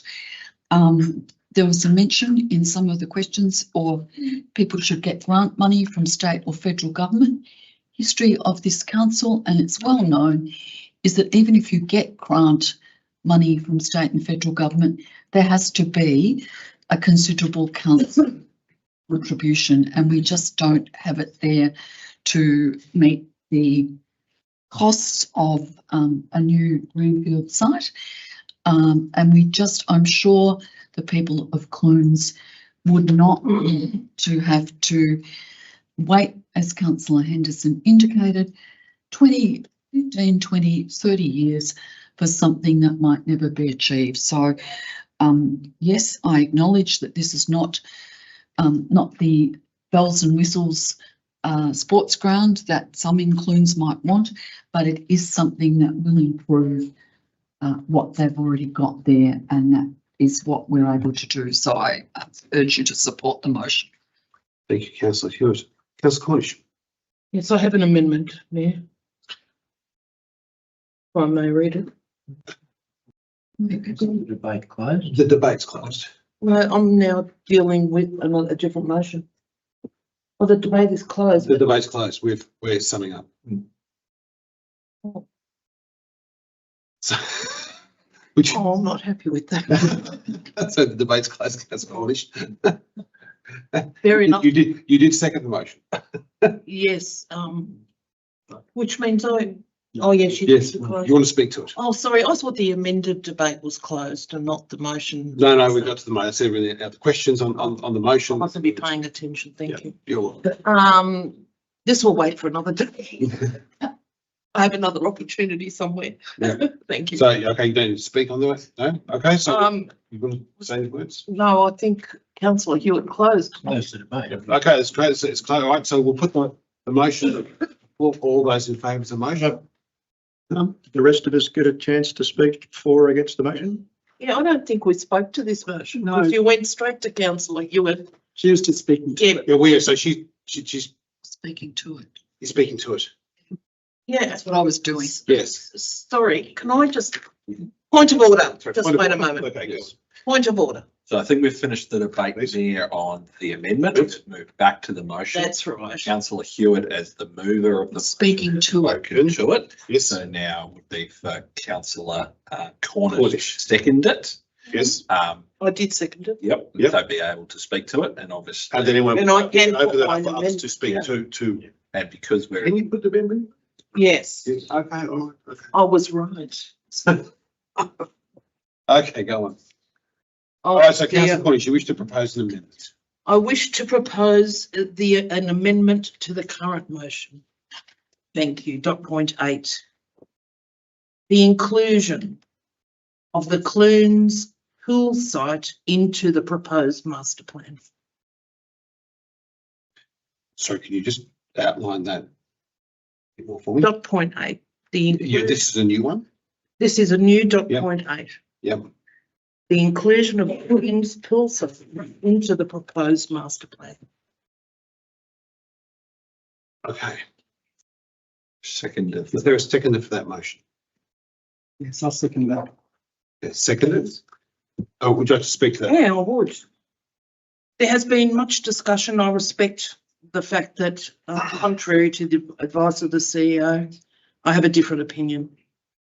My opinion is about process and also the fact that, yes, we are going to decide on our pool strategy, aquatic strategy coming up.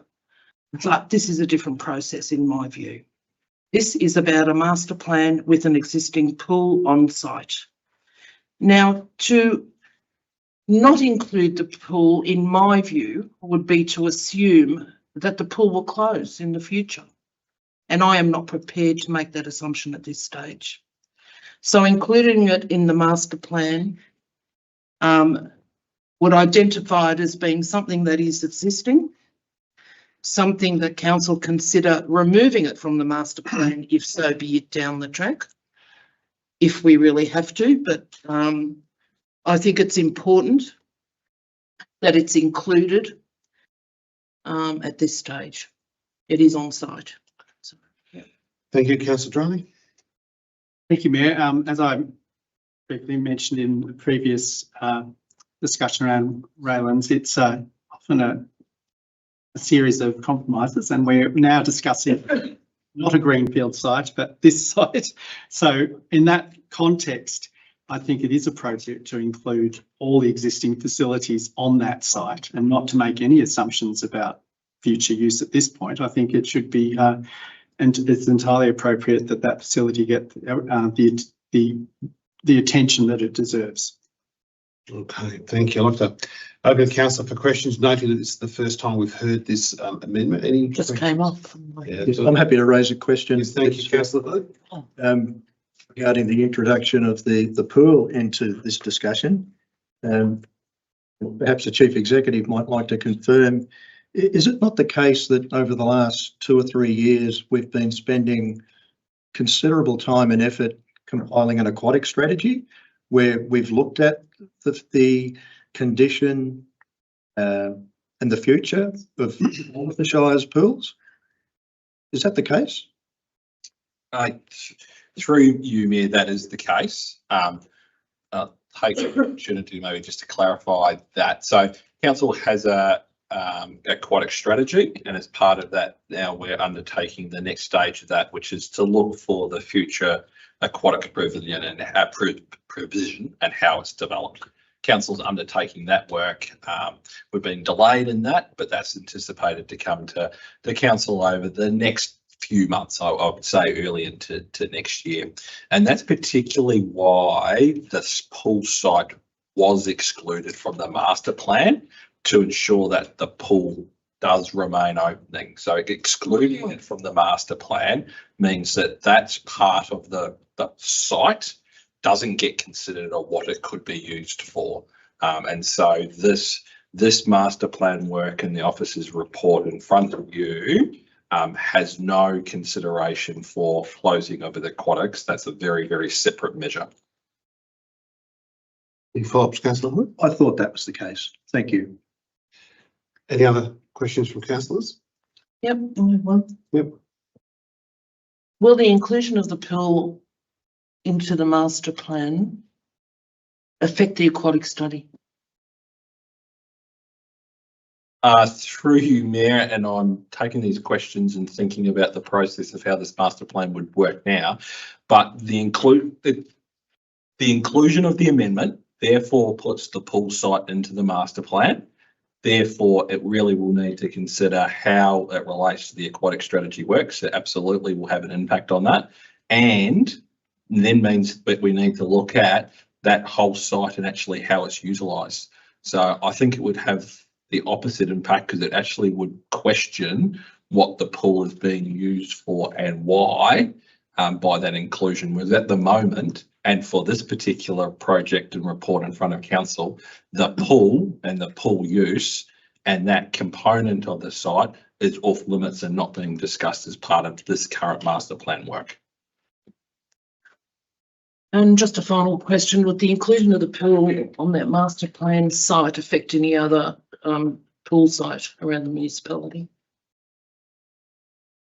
Well, potentially, ultimately, depending on what council did or didn't do in terms of the master plan and therefore did or didn't do around aquatic provision at Clunes, could or could maybe not have an impact on aquatic provision and the rest of the site. All right, do we have any other questions? So Mike, does anyone want to speak? Can I ask a question, Henderson? Yes, councillor Henderson. Yes. Would, thinking of the intent of what councillor Cornish is trying to do, and I'm presumptuous here, but I think I know where she's coming from. At any stage later on, in the things after our aquatic strategy is determined, and assuming that the idea out of that aquatic structure, you know, if the dog didn't stop, you might have caught the hare. But is there anything precluding us at a later stage, assuming that we said we're going to keep the pool, is there anything wrong with including that in the whole site as part of the whole site? Is there anything precluding us from doing that at that stage? The short answer is no. I think what I'd be really clear on is that the master plan as what currently worked on up until today and the officer's recommendation doesn't consider making any significant changes or doing anything with the pool component of the site. What a master plan would do would be looking at how all the other sport and rec facilities could be utilised and apply to that. Of course, if council makes any further decision around aquatics and how that component will may or may not happen or change, if that has an impact on how the rest of the reserve is utilised, we of course would need to consider that and what the impact is in the master plan. Any other questions? I'm happy to open it up for anyone to speak for or against. So for or against? Yes, Mayor. Councillor For hockey, yeah, I'd be concerned that the amendment complicates matters for the master plan to the point where, to other people's point, that nothing will happen for the sporting community of Clunes. So that's a concern of mine. So I don't support the amendment. Anyone else like to speak? No. Okay, so I'll put the amendment. Sorry. Yes. I don't understand how it would affect the master plan because this is outside the master plan designated area as it stands, as I believe. It's not included in the master plan, just means the master plan site would be larger. So it's not going to compromise any future services or any future facilities. And we haven't even determined what's going to go there anyway because the plan has not commenced. So that's subject to council consideration and also reports from and recommendations from our officers. So it can certainly be worked around. I just believe that it won't harm the master plan. I've worked with master plans for many years as well, many years.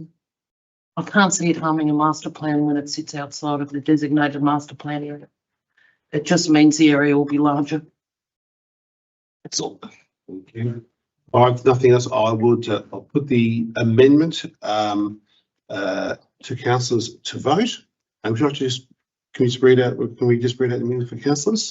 There was a new point 8 on top of the previous, which inclusion of the Clune pool site into the proposed Clune master plan. That was the amendment. Thank you. All those in favour, raise your hand. Councillor Cornish and Councillor Dryling. All those against? Remaining 5 councillors. Okay, so I declare that defeated. So now we'll move back to the substantive motion as it was originally raised. Number of amendments. Is there anything else, council, which we should to debate?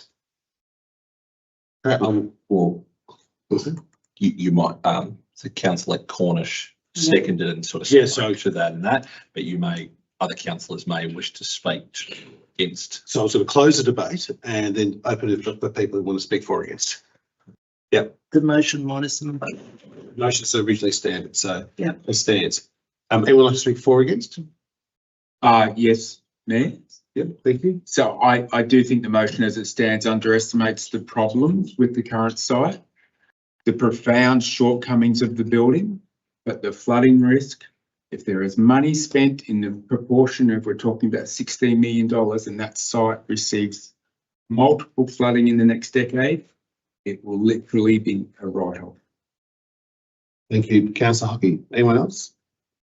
Yes, Mayor, I'll speak reluctantly for the motion. And I say reluctantly because with my own sporting background, football in particular, I don't need to be convinced of the value of sporting facilities to a community and particularly to a regional community.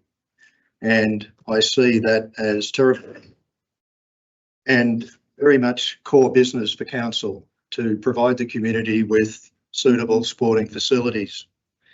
However, this report and this discussion is centering purely on the facilities at Clunes, and fair enough. But there's a real danger here that we are not really addressing and discussing the bigger picture. And that is, as Councillor Hewitt did touch on, the reality of council's financial position and financial outlook. You only have to look at our 10-year plan, and there is no money whatsoever for any new assets to be built in the next 10 years. The Capital Works program only considers renewal. No new assets anywhere. There is no cash to fund any emergencies that might happen, like floods and fires, and there is no cash to make any co-contributions to grants that we may get. So the financial reality I cannot escape. $30 million on a greenfield site would be near impossible. We would have to secure massive grant funding to get anywhere near that. For the existing site, anywhere between 7 and 16 million, highly unlikely that any of that will happen in the next 10 years. That's what the 10-year plan says. That's the reality. That's why we've cut costs massively. That's why rates have gone up, because the financial outlook is precarious. And that is the overriding factor here, and we cannot escape that. On other assets, we have an aquatic strategy, as we've heard, and we have enough information on the table before us to show that each of the swimming pools across the Shire will, over the next number of years, reach the end of their useful life, including the Clunes pool, and there is no money to replace them. That is the stark reality. So I've got no choice other than to support the motion that's in front of us. Thank you, councillor Hood. Anyone else? No, I'll speak to it. Yeah. Against. Thank you. We're being put in a rather impossible position in both circumstances in terms of the funding scenario. So really we have to be looking to some sort of alternative reality, which may or may not be true. And what we do know is that we are seeing increasing floods and storm events coming, and we've already experienced those, and that's a reality. And as Councillor Hockey's suggested, this site is going to experience that one way or another. It's the likelihood of that happening not in 100 years, but in the next 5 years is considerably greater, and it's not an appropriate site potentially long term. And what are we to do with that? Because Greenfield site is potentially unaffordable in our current funding as a local council, but we do need to be looking to our federal and state partners for solutions to climate adaptation. And this is where we need significant change in the way that we do things. We do need to stop doing things as well. So if this site is inappropriate, we need to stop putting money into it potentially and finding an alternative which will need to come from somewhere else. But unless we do take a stand and stop wasting money on facilities that are not going to be fit for use, then things won't change. So we do need to make a stand and do things differently. Thank you. And no one else? Yeah, sure, Connie. First, please. I can understand what all the arguments are for and against all the debate. But in all reality, we will never have the money for a greenfield site. I just can't see it. It just won't happen. I think it's sad though, because the community have expectations and they would like that. But the reality is we can't actually deliver it. So, and I don't think we will ever be able to deliver it. It's such a big project. If it was a larger municipality with, much more income, that's different. But in the scheme of things, even the grants would not be substantial enough to be able to warrant any sort of, even a 10 to 15 year plan, be more like a 20-year plan. So unfortunately, it doesn't work for me. I think we would try and work with what we have and improve the facilities, which to me is looking at the priorities. What does the community want? Well, you want better change rooms. So I've had a look at them. You certainly want the toilets and new toilets. You want improved facilities, and that's what we can do. But we can't do a lot more than that. So I support the motion. Thank you. Anyone else? Before I offer Councillor Hewitt the final remarks. No, Thank you. thank you, Councillor Cornish. Yes, I acknowledge what Councillor Wood said about the finances, Councillor Dryley's and Councillor Hockey's comments about flooding. I also did hear the CEO say that that the planning for the master plan and the site is aware of the flooding risk, and that there are ways that that can be taken into account and mitigated against. We all know that we're going to be facing different climatic changes, and part of it is how do we mitigate and how do we deal with it. So I have confidence that that some things can be done, and like Councillor Cornish, it's about improved what people want are improved change rooms, improved facilities and improved pavilion. That we can do, and so that's why I support this motion. Thank you very much. All right, with that, I might we will put the motion as it stands to the vote. All those in favour, raise your hand. Councillors Hewitt, Henderson, Cornish and Clark. Okay, well, I will. Those against? Councillors Hockey and Dryley. I will declare that motion. Thank you all for that constructive debate. I will now move to item 8.3. Cooling spaces, consideration for spaces during extreme weather events. Councillor Hood, would you like to introduce the topic, please? Yes, I will briefly. Councillors, the report before us emanates out of a request that we made back in February of this year, asking officers to explore how the relevant council-owned facilities would be accessible to community members for the purpose of temporary respite on extreme weather days, with a particular focus on assisting vulnerable people.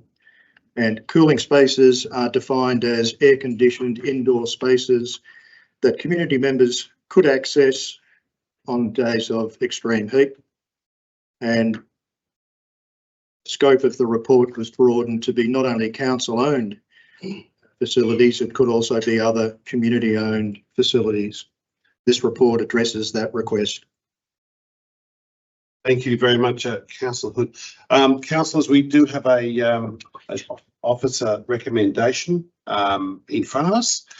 Is someone prepared to put the motion forward? Put a motion forward. Yes, I'm happy to do that as it's read. So you'll take put the motion forward as the councillors, as the officer's recommendation is read. Thank you. Would anyone like to second that motion? Thank you, Councillor Cornish, seconded. So I'd like to now we have an item for debate. I'd like to open up councillors. Can you let me know? Do you have some questions? Question, Councillor. Anyone else for questions after Councillor Hensel? Yes, Councillor. Councillor Hockey. Anyone else? Okay, thank you, Councillor Hensel. We'll start with you. Yes, the question for me is purely logistics and portability, and how we actually go about this. You know, who declares that the day, is it temperature like 35 or is it 36 or is it 35 on 4 days in a row? Do we ascertain, other than by personal choice? Someone's house might be hotter than the next person's. One person might be, you know, house is 32 degrees and be really hot. How do we determine? Can we in any way determine how a person, if a person turns up, how we open a facility and they say it's too hot, I am hot, I need assistance? How could we possibly address that? Do we? Is it possible, for example, to call in staff?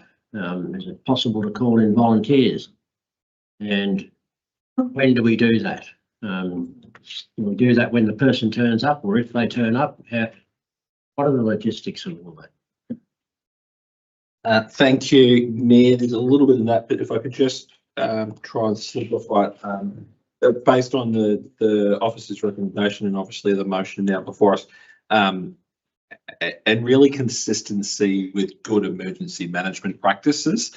So the Department of Health or our other emergency agencies would be the likes that would either declare heat warning day or the like. So we would wait and base their advice.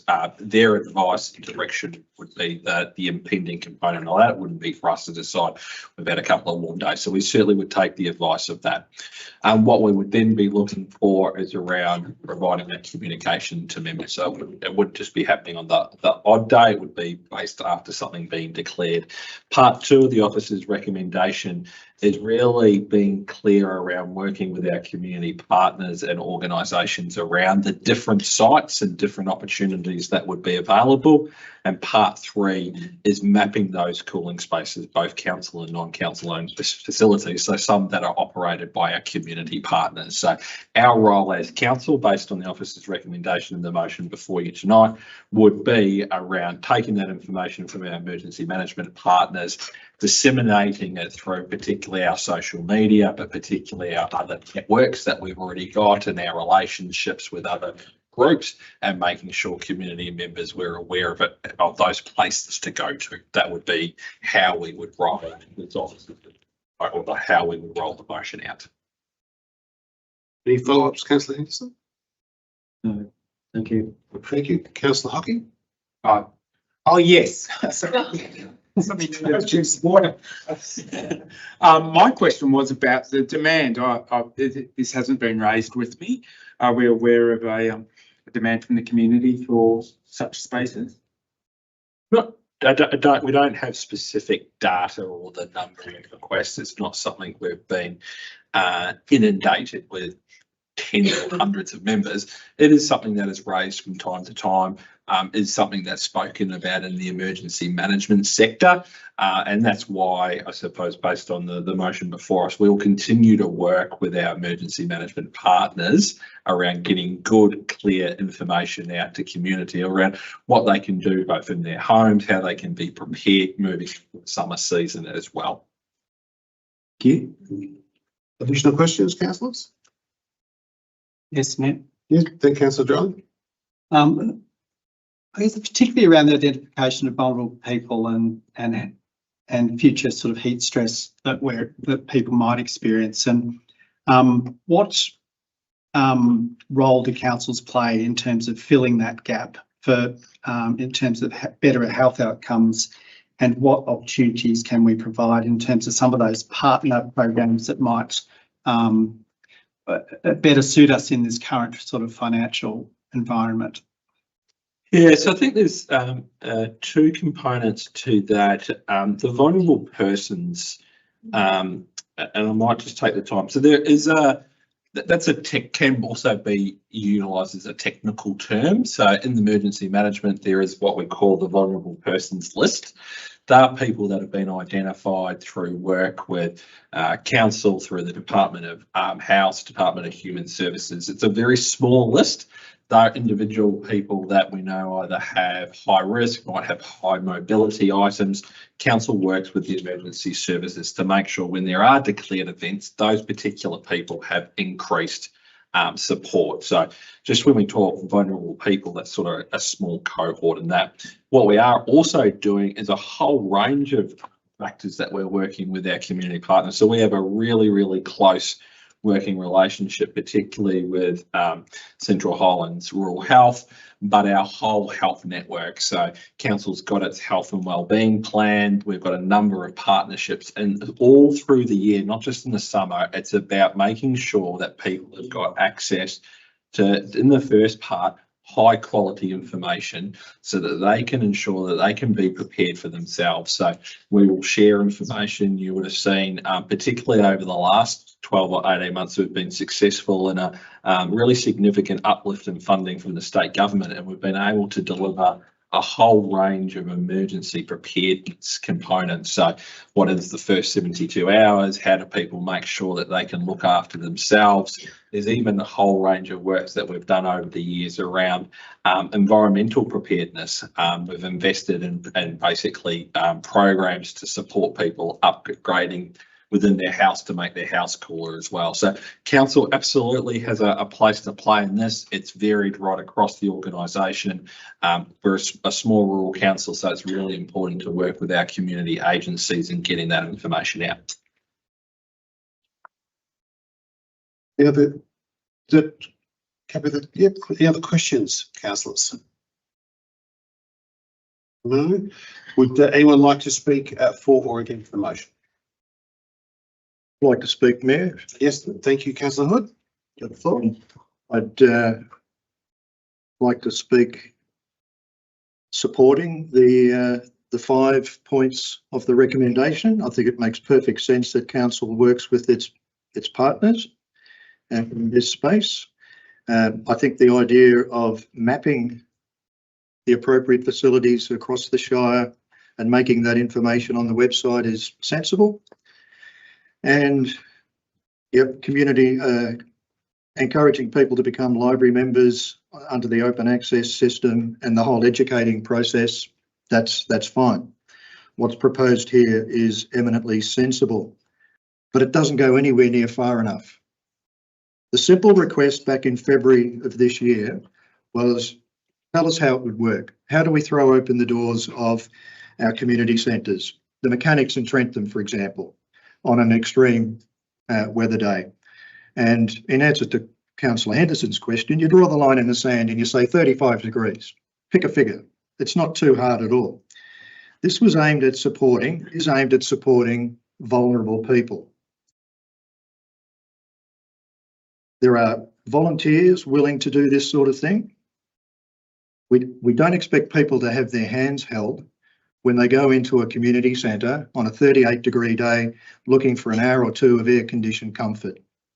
And there are plenty of other community organisations, existing ones, that could help us with this. There are some very nice words in the council plan that says we'll work closely with our community organisation partners. Here's an opportunity to do so. I suggested a trial over this summer period, obviously got no support for that. I look at our health and wellbeing program, and it says that we will ensure that the health and wellbeing of our community is prioritised and integrated into council's services, processes and policies. The council plan says we'll get back to basics. What could be more basic than this? The health and wellbeing plan also says we will prioritise equitable health and wellbeing outcomes. That will work with communities and partners. And council is allegedly committed to providing services, programs, policies and supports that serve everyone in our community with a particular focus on those who are most vulnerable. I'm left wondering, are those words sincere? This doesn't go anywhere near far enough. Councillor Hood. Anyone else like to speak for or against? I'd like to speak to the motion, Mayor. Yes. Yes, I agree with Councillor Hood that we could be doing more in this space, and particularly around looking at timeframes around this support, better KPIs and community feedback processes that feed back in over time.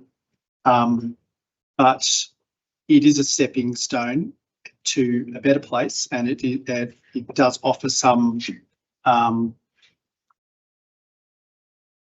pathways for improving our lot in terms of the extreme fire danger risk and the poor outcomes for people in those situations, and they are significant. Rise in mortality in terms of the increasing extremes of heat, and I'm glad that we are actually considering this because it's a really important recommendation and future direction. So yeah, I am supportive of it, but acknowledging that I'd be optimistic that we look at it into the future as to what else can be done. Thank you, Councillor Cornish. Yep. I'll speak in support of it, and also support of Councillor Hood and Councillor Donnelly, what they have just had to say. Look, I think it could go a lot further, but I mean, this is now would be the first summer. We're approaching summer, and it'd be very difficult to go further right now without a plan of action, and we don't have one to go further. And nor do we have the staff to be able to man multiple facilities. So, but I'd be very keen after this summer to see what the demographics and the data as to how many people have needed assistance, and that will guide definitely guide future initiatives and expansion of these programs. So it's only early days, and I'm sure there's opportunities for expansion later. That's the sort of data a trial would have provided. Yes, thank you, Councillor Hood. Any other speaking for or against? Councillor. Before I go to Councillor Hopkins. Councillor Hewitt, just to say, yes, I support this motion, and in agreement with Councillor Cornish on this. We've just heard in the previous debate about Council's financial position. We don't know what the need for such a service is, for opening spaces across the Shire, not just at the Trentham Mechanics, but we've got 4 towns that we're involved in, and smaller spaces as well. We don't have any idea what the need is for this. We can make assumptions. If we do points 1 to 5, then we are likely to have a better idea about just what the extent of the problem is and what are the most effective ways to measure to deal with extreme heat situations. I'm conscious or aware that the Department of Health current advice is for people to stay in their homes, to have to hydrate. Some people won't have air conditioning. Perhaps there are other opportunities around managing. I just don't know, and so I think that this is a start, and it should put us in a better position to evaluate what we might need to do. Thank you very much, Councillor Hewitt. If no one else, with that, I might finish up with Councillor Hockey as a mover. Any final words you'd like to make, Councillor? Yes, Mayor, just to agree with the sentiment that this is proportionate to what we can do as a small rural shire. We can't do the gold-plated version. We can't afford it. But likewise, I think it makes provision for keeping a close eye on the future. I was on the coast in December 2019 when it was 45 degrees on the southwest coast. If that sort of situation becomes commonplace in the Highlands, of course we'll change our approach. But at present, we're not seeing those extremes again. And I think this is suitable at this present time. Okay, thank you very much. With that, I will, as the motion is put forward, I will put that to the floor. All those in favour, raise your hand. Councillors Hewitt, Henderson, Hockey, Riley, Cornish and Clark. Okay, against? Hood abstaining. Abstaining, okay. Thank you very much. I declare that carried. Thank you, everybody. For division. Division, put that to the floor. Would like to second that? Just call it, just count it. Just call it. You don't have to put it in. It's not a motion. No. Okay, yeah, do it division. There we go. So with it, so you'll have to ask councillors to re-vote, and they have the ability to re-vote. Oh, is it? Okay, all right. Then, so those four, hands up. Councillors Hewitt, Henderson, Hockey, Riley, Cornish and Clark. Against? No councillors. Councillor Hood abstaining. Okay, thank you. No worries. Okay, that's recorded.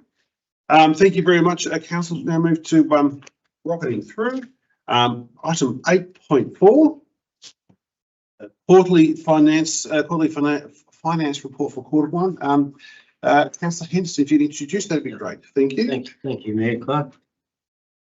This is the quarterly finance report, Q1, 2025-26. The September 2005 quarterly finance report outlines the financial results for 3 months ending the 30th of September 2025, along with the comparison to the amended budget adopted by Council, inclusive of carried forwards from 2024-25 to complete projects.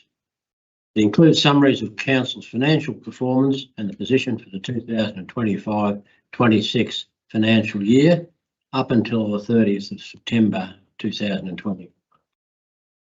Position overall is material on track, and the amended budget with no major items for concern in the current financial year. The current financial position needs to be read in context with Council's financial plan contained within the 2025-26 budget and the adopted financial vision, 10th of September 2024. We have an officer's recommendation to go along with that. Thank you. Fantastic. Thank you, Councillor Henderson. Councillors, we have a officer's recommendation in front of us to get this live on debate. Would someone like to put forward a motion? Thank you. Thank you. Move it as provided by the officers. Thank you very much, Councillor Henderson. And we'd like to second that. Councillor Hewitt. Councillor Hewitt, thank you very much. I will declare that open now for debate. We have some questions. Would you like to ask some questions? Councillor Hewitt. Councillor Hewitt, anyone else? Yeah, councillor Hood will have some questions. Fantastic. Anyone else? Councillor Dryly. Riley? Agree? So, okay, thank you. Councillor Hewitt. Thank you. Mr Thomas, look at the budget says that we've spent 0.71 million on capital works, which is 4% of our total budgeted capital works. So that's 4% in 25% of the year. And that means that our cash holdings are higher than they were last year, because last year we spent more on capital works at this stage and special operating projects. I'm conscious that I'm aware that we're always we don't spend 25% of our capital works in 25% of the year, but it does seem to me to be quite low. Is there any reason for that? And what confidence do we have that we'll get to spend closer to our full amount of capital works by the end of the financial year? Mayor, through you, I'll take Councillor Hewitt's question. Look, thank you, Councillor Hewitt, and you're right. It is typical that as much as we might measure the financials on a quarterly basis, it doesn't necessarily represent an indicative spend being, you know, equivalent to. So with regards to the capital works, yes, it is off to a slower start, but it does represent to the first quarters of the year tend to be more related to, I guess, the planning of the capital works projects. Also really worth noting that a large proportion of our capital works budget this year will be around road management, so the resealing and the gravel resheeting program, and that is really fair weather work in the predominant states. So you will see the majority of that will happen sort of after typically around the January period and onwards. So it is probably reflective of the type of capital work that we have planned as to how much has been spent so far. Any follow-up questions? Councillor Hewitt? Yes, yeah, thank you, Matt. Yeah. My question goes to cash flow as well. And as Councillor Hewitt has rightly pointed out, of the $19 million capital works budget, only $700,000 has been spent in the first 3 months. But I'm also noting that our operating costs in the first 3 months are also $1 million under budget. So I'm paraphrasing, but we seem to have got off to a pretty slow start this financial year. Despite that, for the quarter, council was cash negative, despite those 2 significant underspends. The cash balance at 30 June was 13.3 million, and it's 11 million at the end of September. So I'm concerned about that. And when I look a bit more closely at the figures, I'm noting that having put all the rates notices out for this financial year, at the end of September, some $4.53 million was overdue. And that's up slightly from $4.43 million same time last year.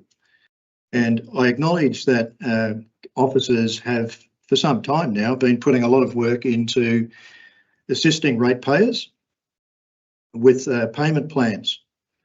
But that $4.53 million overdue, I believe, is owed by 2,100 ratepayers. That would mean that's an average of over $2,000 each. That's well overdue, and we're not given as yet any indication of just how overdue that is, whether it's 30, 60, 90 days or 6 months or a year overdue. And of the 1,319 residential ratepayers who are well and truly overdue, only 170 of them are on payment plans or hardship plans.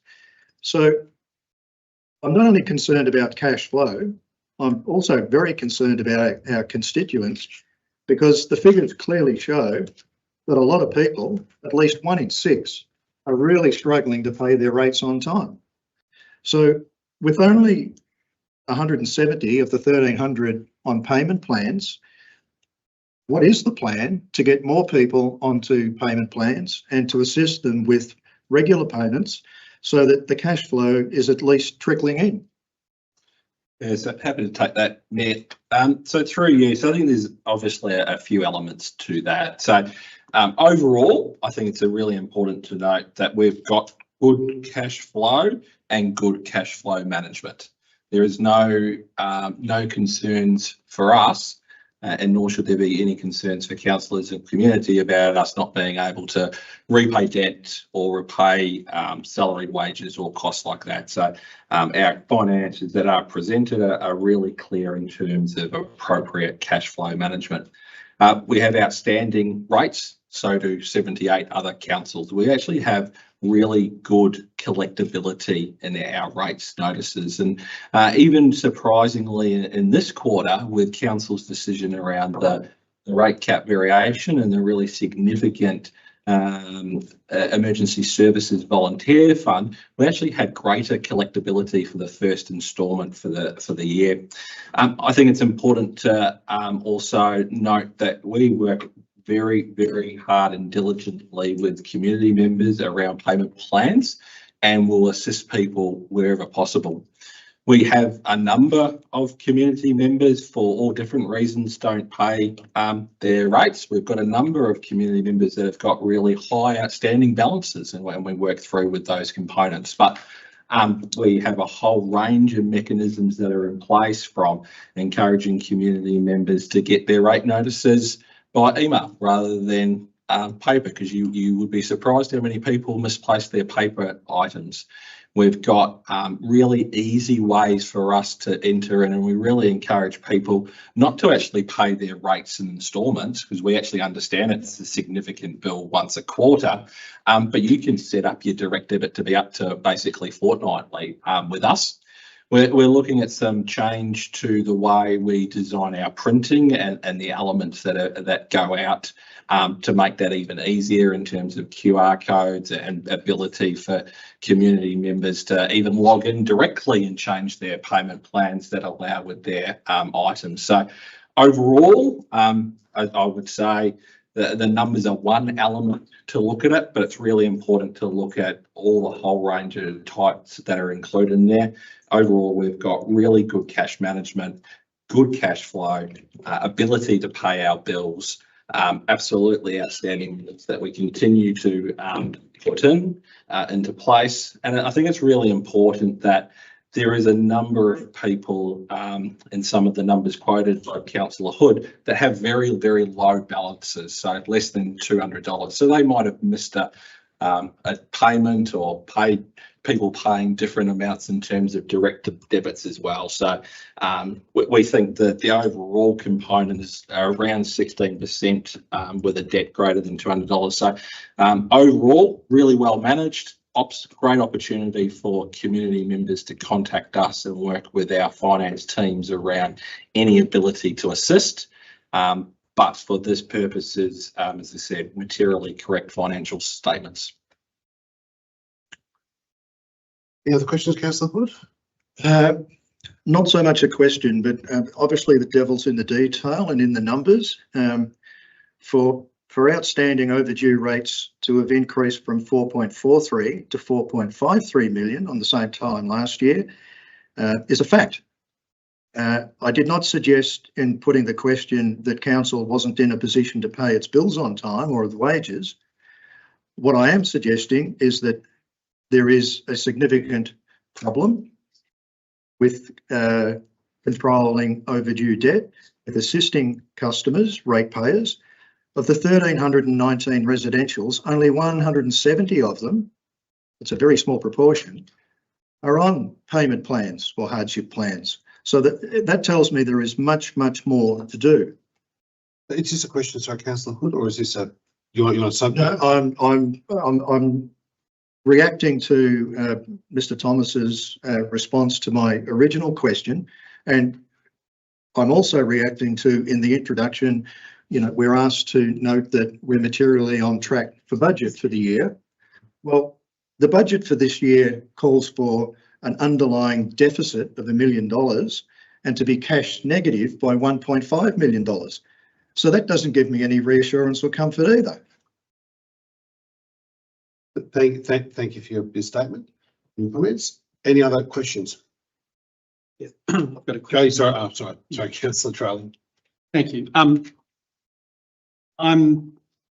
getting asked by people, or people are saying to me, I hear council's broke, and I have to say to them, well, that's not how councils work. We're not going broke. We have a 10-year plan, and that we have a yearly budget cycle as well of income, and we have choices about where we spend our money. So there's continuing opportunities for us to manage ourselves and to choose where we spend our money. But I'm just wondering, can councils go broke? And this document asks us to consider it in the context of the current financial, long-term financial plan. I'm just wondering what that means and how we're going with that. So it's through you, Mayor. The short answer is, can councils go broke? Absolutely, they could. I think before a council went broke, you would find state government would step in through the use of monitors, administrators, and as such. None of that's on the table for this council. This council is not broke by any definition of the word of financial management. It is far from broke. This council has a responsible 10-year financial plan, a responsible financial vision, and so you're correct in answering that to your community. Absolutely, we have a tight financial position where all decisions need to be considered, and you've done that even tonight in terms of some of the items. So there's a whole lot of factors that go into a council's finances, even just the timing of when grants are paid for. One of the impacts on this quarter alone was the federal government's decision to pay its financial assistance grant in June rather than sometime during the quarter. That impacts the cash flow. It doesn't mean any mismanagement. It doesn't mean anything differently. We just manage that. That's what we have professionals in our finance team that underdo. So really clear for councillors in terms of the council plan, the 10-year financial plan, and your second part to the question in relation to it needing to be read in context of our financial plan and adopted financial vision. These financial statements presented quarterly are the report card. Council has made it clear where it would like to be in its finances over the next 10 years through its long-term financial plan. It has made it clear where it wants to be this financial year by resolution of council through the council plan and the long-term financial plan. This statement is that report card.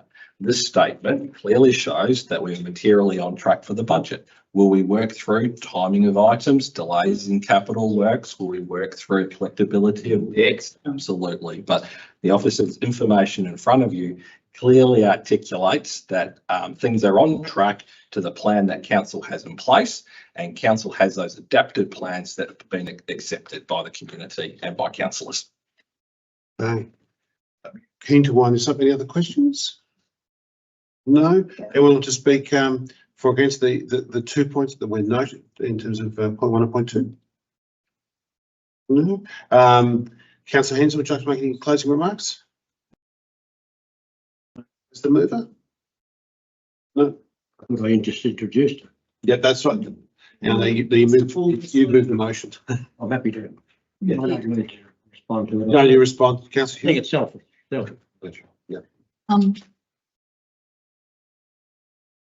No, I would only make the comment that, and again, this is probably self-evident, that a lot of the figures in the budget for the first quarter are as a consequence of timing. And so we've got a surplus favourable to budget, but that's because we've delayed spending and the timing of grants that we've received. That will, I presume, pan out over the year.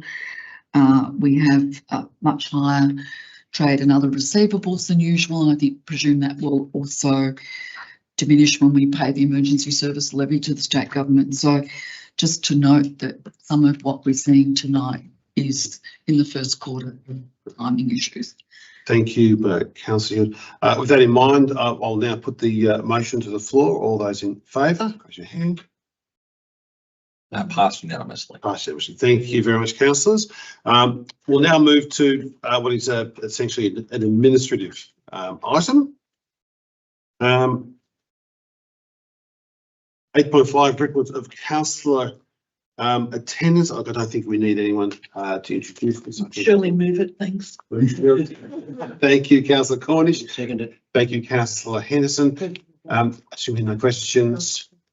No. You want to talk about it? No. Okay, happy to put that to the floor. We'll pass. All those in favour, say aye. Also raise your hand, I should say. Passed unanimously. Thank you very much.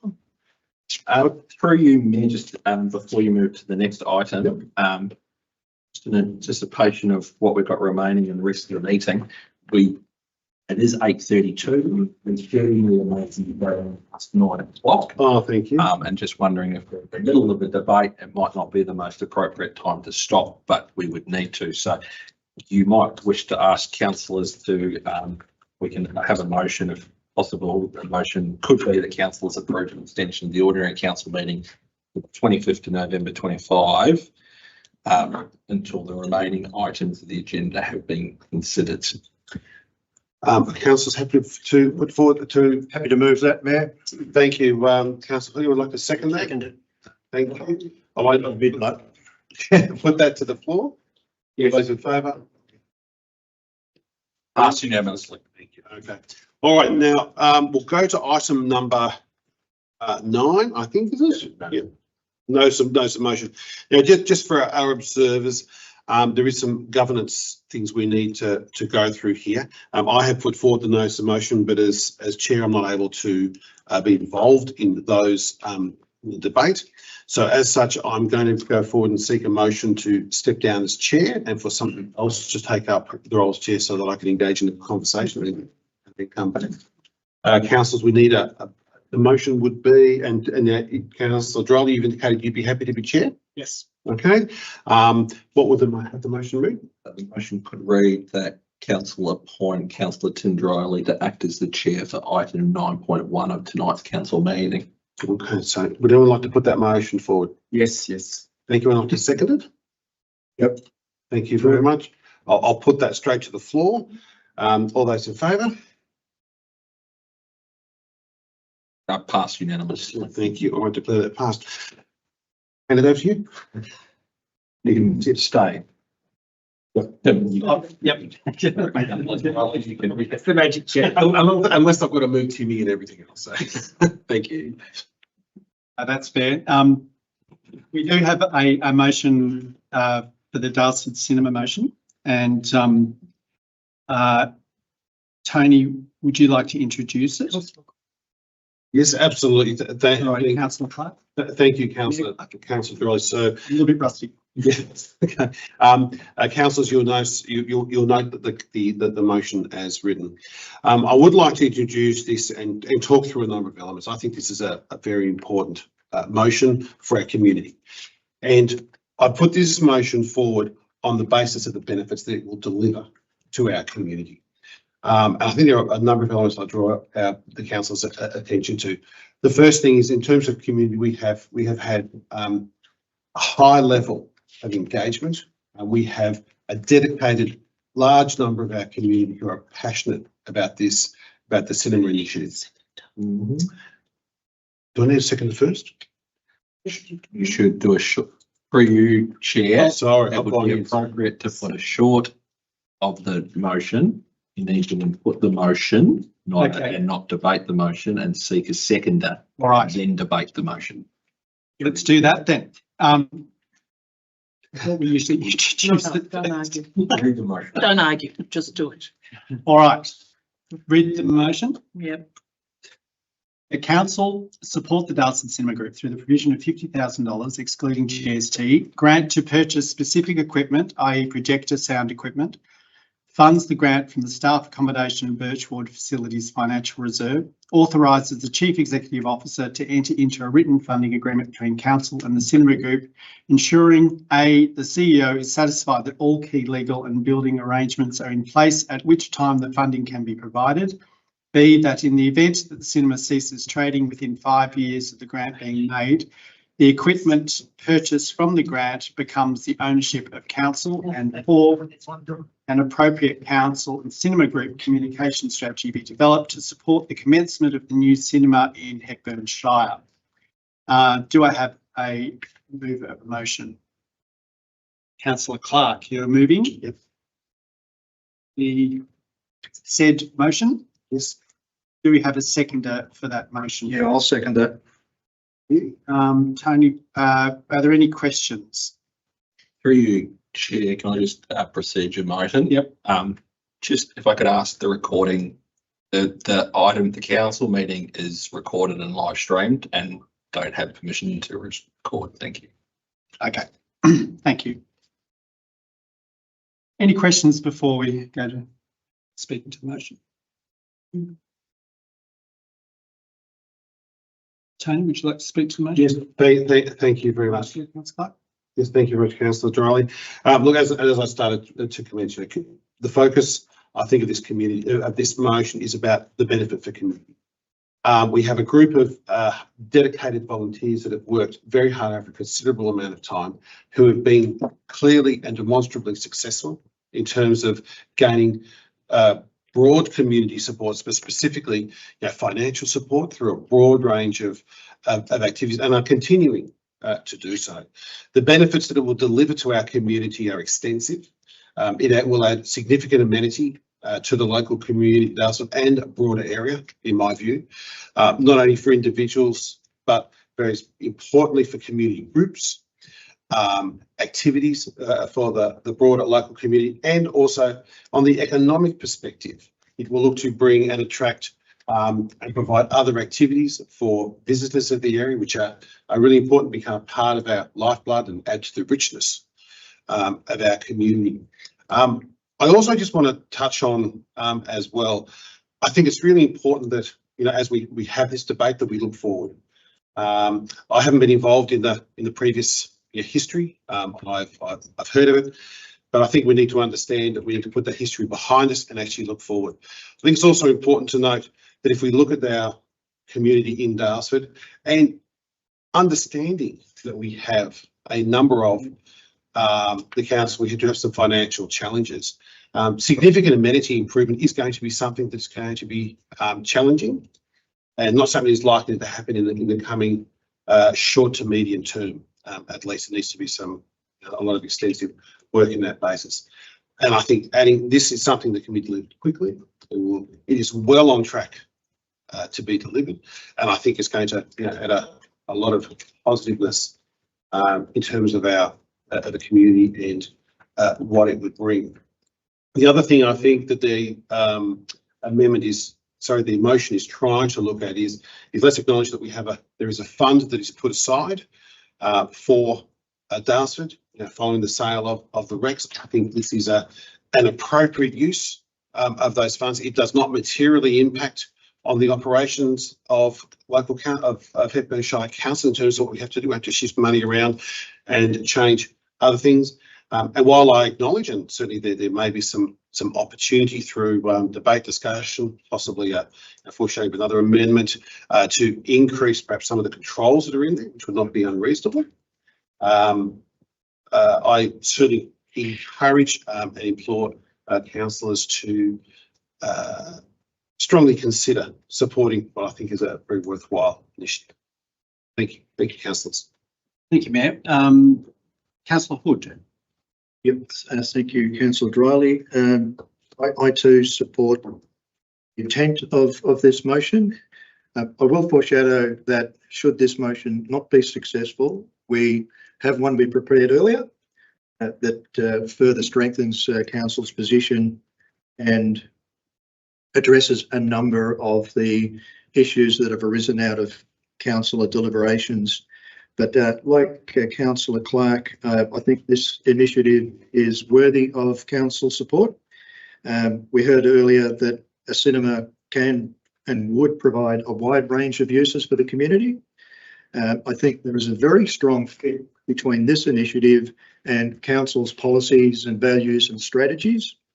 There's a strong community benefit, and in comparison to some of the other projects we've looked at over the years, I think that there's clear evidence that there's a very strong social licence for this project.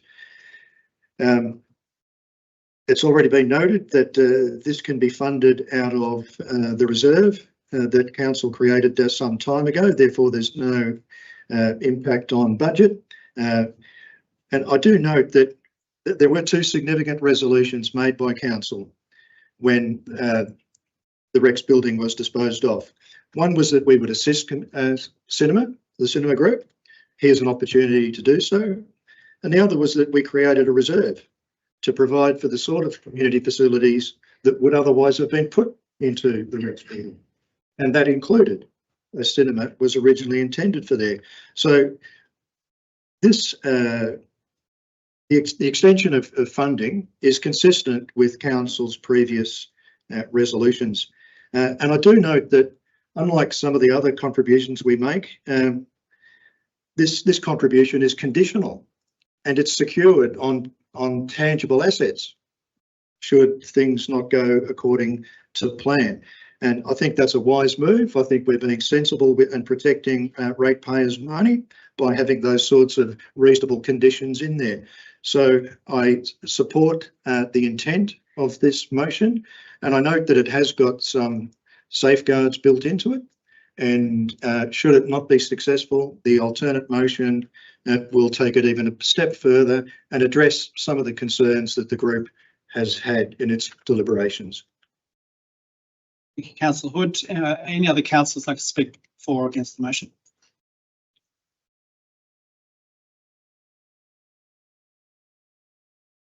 No. Okay. Well, in that case, we'll put the motion to the vote.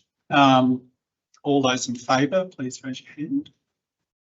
That's Councillor Hood, Councillor Drylee, and Mayor Clark. All those against? Councillor Hewitt, Councillor Henderson, Councillor Hockey, Councillor Cornish. So that is defeated. We did have an alternative motion foreshadowed. Yeah, foreshadowed motion. So, Councillor Hood, do you? Yeah, if we could have that appear on the screen, please. Now, look, I won't read through all of this or repeat what I've just said. This builds upon what we just considered. And there are two steps built into this that let's call them milestones.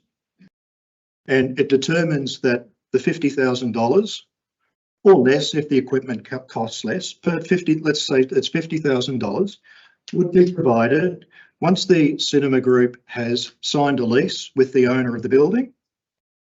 That would be an important milestone step. And secondly, that they have an occupancy agreement. In other words, the building is no longer a building site. It's safely accessible for members of the public to go to the cinema. The cinema would be up and running, earning revenue and being able to pay its bills. So those two milestones have been built in. I would presume that would take us realistically into early next year. Those two steps are further protections on ratepayers' money. And as I said earlier, this is most unusual in that the money we would be extending is secured against tangible assets. And it's coming out of a reserve for an initiative that would give significant community benefit. Thank you, Councillor Hood. Do we have a seconder for that motion? Thank you, Councillor Clark. Are there any questions at this point? Yes. So perhaps, does that mean that if we take the money out of the fund, we give to this, that there will be less money? Say, for example, a very good example that's been drawn to my attention is that the community are expecting that as part of the development of the town hall, to put something in there, which is a council building, that the sound equipment and the acoustics in the town hall aren't up to scratch. So does that mean there will be less money in that fund to fund things like that? Yes, if council makes an allocation of the 50,000 out of the reserve, that money is utilised for that purposes, and therefore it wouldn't be available for other purposes. Any other questions, councillors? Yes, Councillor Clark. Sorry, just a follow-up question from Councillor Henderson.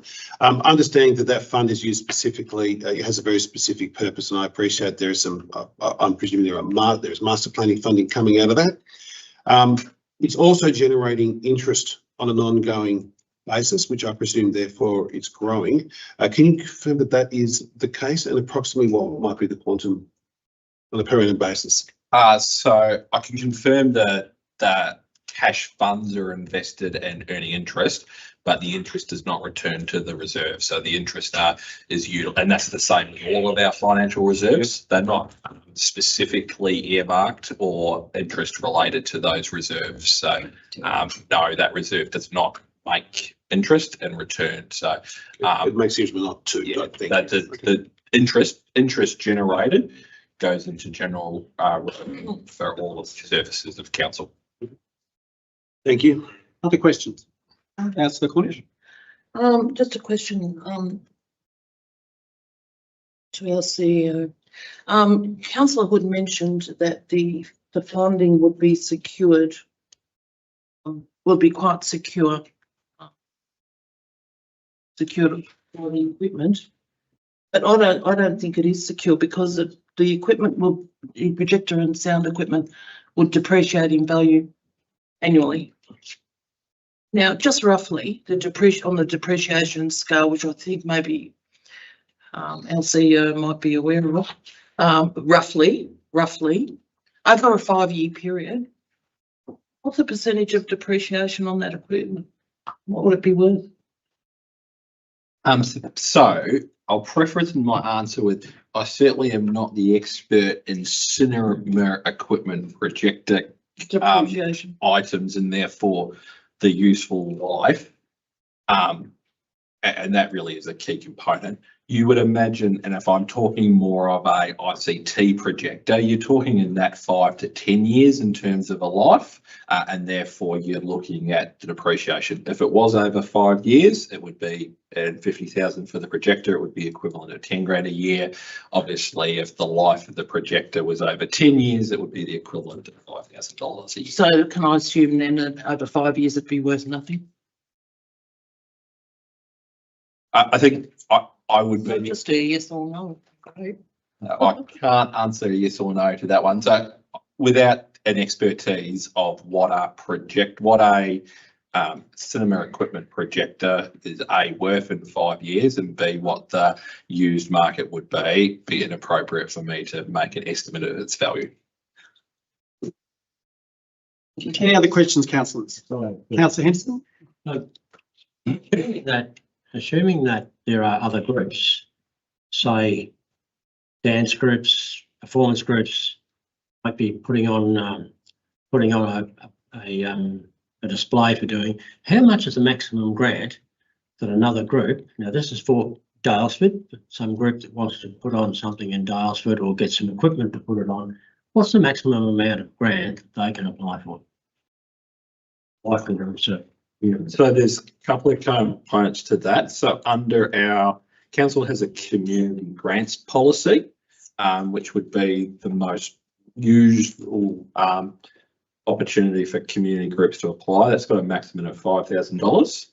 I think it's also important to note there's other streams of funding that council has. So you could look at, say, our events funding, where there's MOUs and others entered into, and they're at different amounts. But the standard community grants program that we have is $5,000, and this is why this application is obviously outside that policy and why it's coming to council for this decision.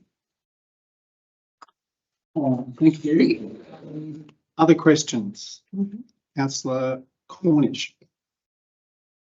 Right, under our grants policy, it does state where every grant dollar should produce a maximum benefit for Hepburn-Shire communities and the lifestyle of the funding process, and made clear from promotion to evaluation.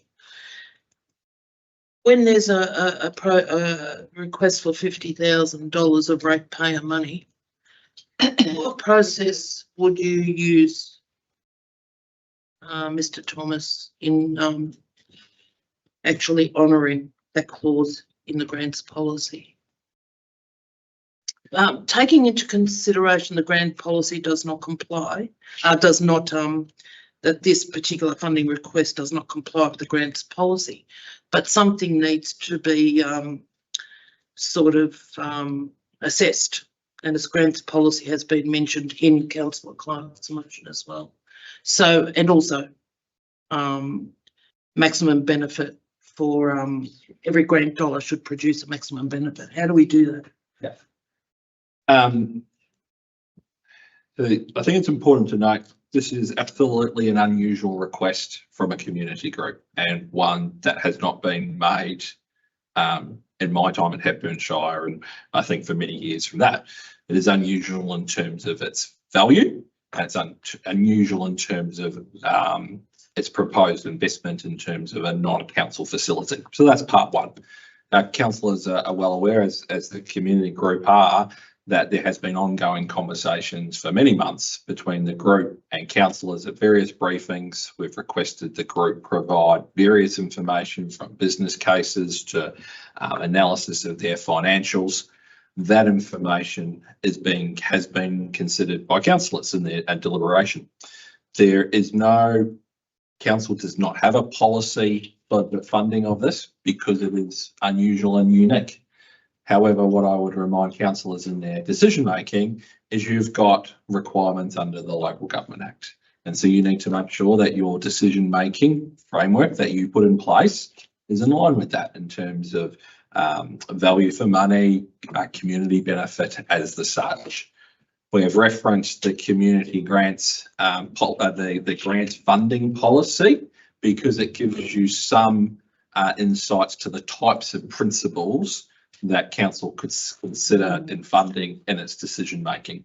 And the resolution that you've got in front of you now that you're debating includes a number of dot points where I believe the councillor has, in terms of putting the motion, has tried to balance that funding with risk, and ultimately using all of that knowledge for council to then ultimately make a decision either way. Councillor Cornish. Just one more question, please. Issue of transparency, which is also in the policy. Just a question here that I think is also very important. Have councillors received the required information from the cinema group to make an effective decision? From a council perspective, now, I ask this question because as a group, we actually must receive the adequate information. In your view, has the cinema group provided adequate information to you, taking into consideration also that the councillors have delegated our CEO to negotiate or to help the cinema group privately? Did you receive adequate information for us to be able to make a decision? Okay, so two parts to that. Have we received adequate information and the information that we've requested? Yes. Council now need to interpret that information and make your decision. And I would say there's additional requirements and information in the proposed motion that will be new to the cinema group in their application, but that will be the councillor that, if it was passed, that's the resolution that would then need to be implemented. So there's probably some things within the current motion that we don't have at the moment, and that's fair because that's only being raised tonight for the group. But where we've requested information, it's been provided. Councillors need to make a decision in terms of the veracity of that information, the quality, has it answered your concerns, issues, risk. But is that information adequate, taking into consideration at this point in time where we must make a decision, and clearly in that motion that it's asking for more information and security? Has at any time you as CEO received any additional information that could have been passed on to councillors in order to make an informed decision? So as CEO, I have no further information that hasn't been provided to councillors. You councillors have all the information that's available. Councillors themselves will now need to make a decision whether that's enough for you to make your personal decision and respond to the motion. But every information that I've received, councillors have. Okay, if there are no further questions, I'd suggest that we actually read what the motion is for councillors' benefit. And There's a point, Chair. Have we seen this in its entirety before this moment? I believe you may have. Yes. This afternoon. The motion reads that council approves the council contribution of $50,000 exclusive of GST towards the purchase and installation of digital projector and sound equipment for the Daylesford Cinema Group at the Rex Daylesford, or the actual cost of that equipment if lower, noting the project's alignment with the council plan and relevant adopted council strategies. 2, allocates this contribution from the staff accommodation and Birchwood facilities reserve. 3, resolves that the contribution in clause 1 must not be released until the Chief Executive Officer is satisfied that A, risk compliance and procurement assessment, including key legal and building arrangements, has been completed and no unacceptable legal, procurement, governance or financial risks has been identified. B, the Daylesford Cinema Group is an appropriate legal entity with authority to enter into a funding agreement and any required venue arrangements. C, the projector and sound equipment are procured in accordance with council's procurement policy and appropriately insured. And D, a funding agreement is in place setting out asset ownership and basic maintenance responsibilities, and providing that if the Daylesford Cinema Group ceases operating within 5 years of the grant being paid, ownership of the funded equipment will revert to council. And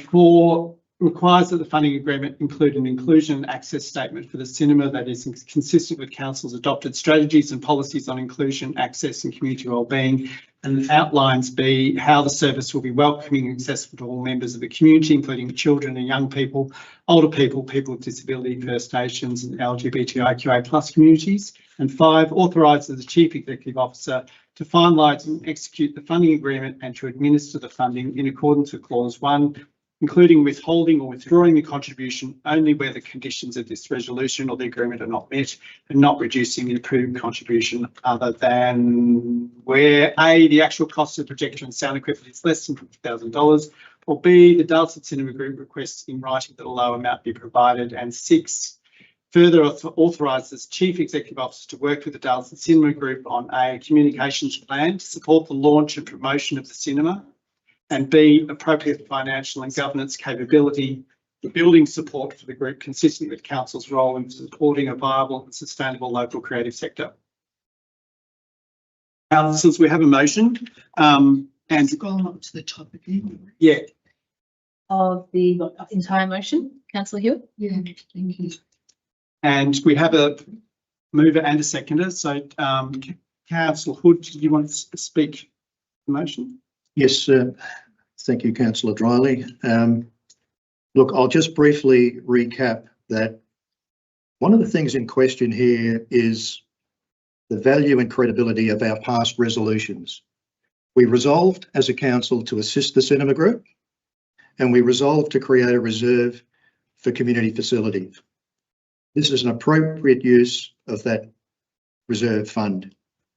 It is a worthy community initiative because it provides strong community benefit, and it aligns very, very closely with our policies and values and strategies. One of the benefits here is that we are protecting the use of ratepayers' money by making the contribution conditional and securing it against the assets. To counter some of the points that have come up, Chief Executive Thomas advised all councillors in writing on the 3rd of November that this is an extraordinary, unique application, a worthy one, and that the grant policy is not relevant here. This does not come under the umbrella of council's grant policy. And he has said that through our policies or local government legislation, there is nothing that precludes making this payment.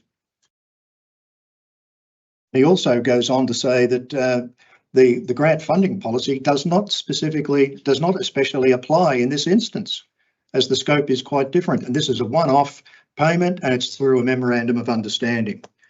The benefits accruing out of this initiative are more than just for Daylesford. That was stated earlier. This is a shire-wide benefit.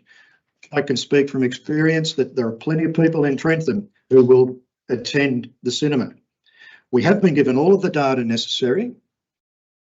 The contribution is secured against the assets. The depreciation rate is not 20% a year. It still will have some value in 5 years' time. And unlike all of the other contributions we make, they're not secured against assets. The town hall sound equipment item that's not relevant to this discussion. The two projects are not mutually exclusive. This does not preclude us from putting good sound equipment in the town hall. The fact that this is housed in a private building, that's come up before, that is irrelevant. We're not talking about buying or contributing to the purchase of a private building. We're talking about projector and sound equipment, and it's secured against that asset. And one of the factors we always look at when we're assessing grants, it's a huge tick in that the group has been extremely successful and active in fundraising. And that is something that we always place a high value on, that they've gone out and got a hell of a lot of tangible support. And they're not just, they're only asking for $50,000 out of a much higher figure. So it's only a part contribution on council's behalf. Councillors, I urge you to assist this, support this. It does take us into next year because I'm expecting that the signing of a lease and the occupancy agreement is something that will come into next year. I would, given past experience, I would expect that the cinema group will raise even more funds in that time. So let's do the right thing by the community here and create a great new facility. Thank you, Councillor Hood. Councillor Clark. Look, very briefly, I would like to, in the strongest possible terms, support Councillor Hood's comment and previous comments. I think they really sum it up well. I think in terms we have absolute, this is not a grant application. This is a funding arrangement. This is a community benefit. As a councillor, I am absolutely satisfied that I have received the appropriate information to make a decision. I think the risks are manageable. There are controls that we are doing that and working with that, and nothing is risk free. But the benefits, I think, speak for themselves, and I think it is, we really need to consider the benefits that this modest investment will make for our entire shire. Thank you. Councillor Charlie, can I have a question of Councillor Hood, please? Yes. Councillor Hood, you mentioned in your preamble that you are asking for the signing of a lease on the certificate. Sorry, you need to. Yep. Oh, To the. Question should be directed through the chair. Councillor, sorry, through the chair. Councillor, Mr. Thomas, Councillor Hood mentioned in his preamble to the motion that he moved that there was a requirement for the cinema group to produce a signed lease and also to have a certificate of occupancy. I've read through quickly the motion. I can't see where that is. Can you, Councillor Hood, advise me where it actually is, that's the requirement? The legal requirement. But it doesn't say that. Legal and holding arrangements. So the implementing, so the part that I would refer to in that would be the part 3A that includes key legal and building arrangements. So it's not specific. I don't believe it's specific to a lease and the certificate of occupancy. So the way it's written, that's not specific. So there would be interpretation by officers of what key legal and building arrangements include as part of our due diligence working through that arrangement. Councillor Dryly, I accept that, as Mr Thomas has just said. I'm not sure it's appropriate for you to speak now, councillor. Sorry, it's I'm answering the question that's sorry, it's 3A and 3B. There's a clarification asked by councillor Hewitt, so you'll have I am now asking councillors if they'd like to speak for or against the motion. That's assuming that's been clarified. No. Or it's been explained. But through you, Chair, so I've clarified it as I can through the item. What I would suggest is if it needed further clarification, there's always an opportunity for councillors to consider an amendment. Okay, thank you. Other councillors speak for or against the motion? Yep, I'm more than happy to speak against the motion. I'm certainly going to defer to my inexperience here. All throughout our conversations leading up to this moment has been an endeavour to avoid the risk. Now, the risk is enormous. The risk of this going wrong would be terminal. There would be no coming back from this going wrong. This council would be written off by the community. I've got a long page of notes, but ultimately, I think it's given how complex this motion has become, that there is an enormous risk inferred. I can't possibly support it under those circumstances. And fundamentally, it comes down to a spending of more money in a building with a cursed history that we don't own or can't control. And for that reason, I can't support the motion. Other councillors? Councillor Henderson? Yes, Speaking for or against? I'm speaking against the motion, and it's. Sorry, I'll just remind people, please be respectful and don't talk during the debate.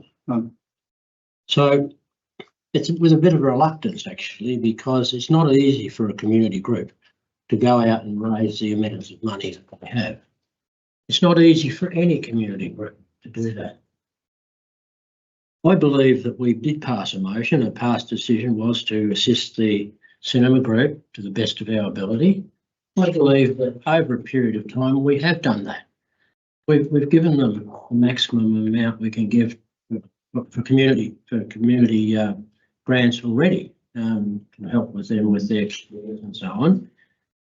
We've done other things in the past, and I know the Mayor's view that we shouldn't go back to the past. I don't know, with all the things that have been said, that I can possibly bring myself to put more ratepayers' money into the Rex. I mean, that's the big thing on the public's mind, and I've got to be aware of what the public think. They don't like us putting any money before into the Rex, and they certainly don't think that they across the Shire would think it's a good idea to do it now. That shouldn't mitigate against the group's endeavour to do their job. I am concerned, and with the idea that fund was set aside. That fund was set aside. The intention was to provide facilities, and I believe that was within a council facility. We could provide elsewhere the things that weren't. If this cinema was to be going into the town hall, for example, I'd be applauding it, and I'd be saying great. But wasn't the intent. I know words are all words, and you can go and analyse what they mean and interpret. I was there, and I can remember this was done. And there are tons of people who would provide in our town hall the arts, performance, and do all those things. In some cases, other than showing films, a better way of presenting the arts than what will happen in the Rex. The other thing of concern is no one's mentioned yet, but I'm sure my colleague, Councillor Hewitt, would have thought of this, that what facilities are there, what provision is made for people of lesser abilities to be able to access that place?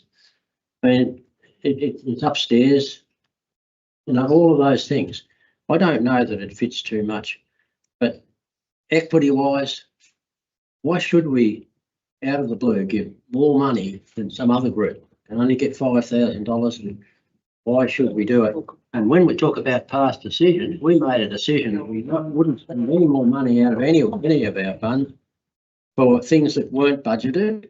All right, it's put in a fund and you can say it's budgeted, but before we, you know, we've had staff depart the place in the arts and so on particularly. We've had people go, and here we go changing a decision to suit ourselves on $50,000. It doesn't matter if 50 cents.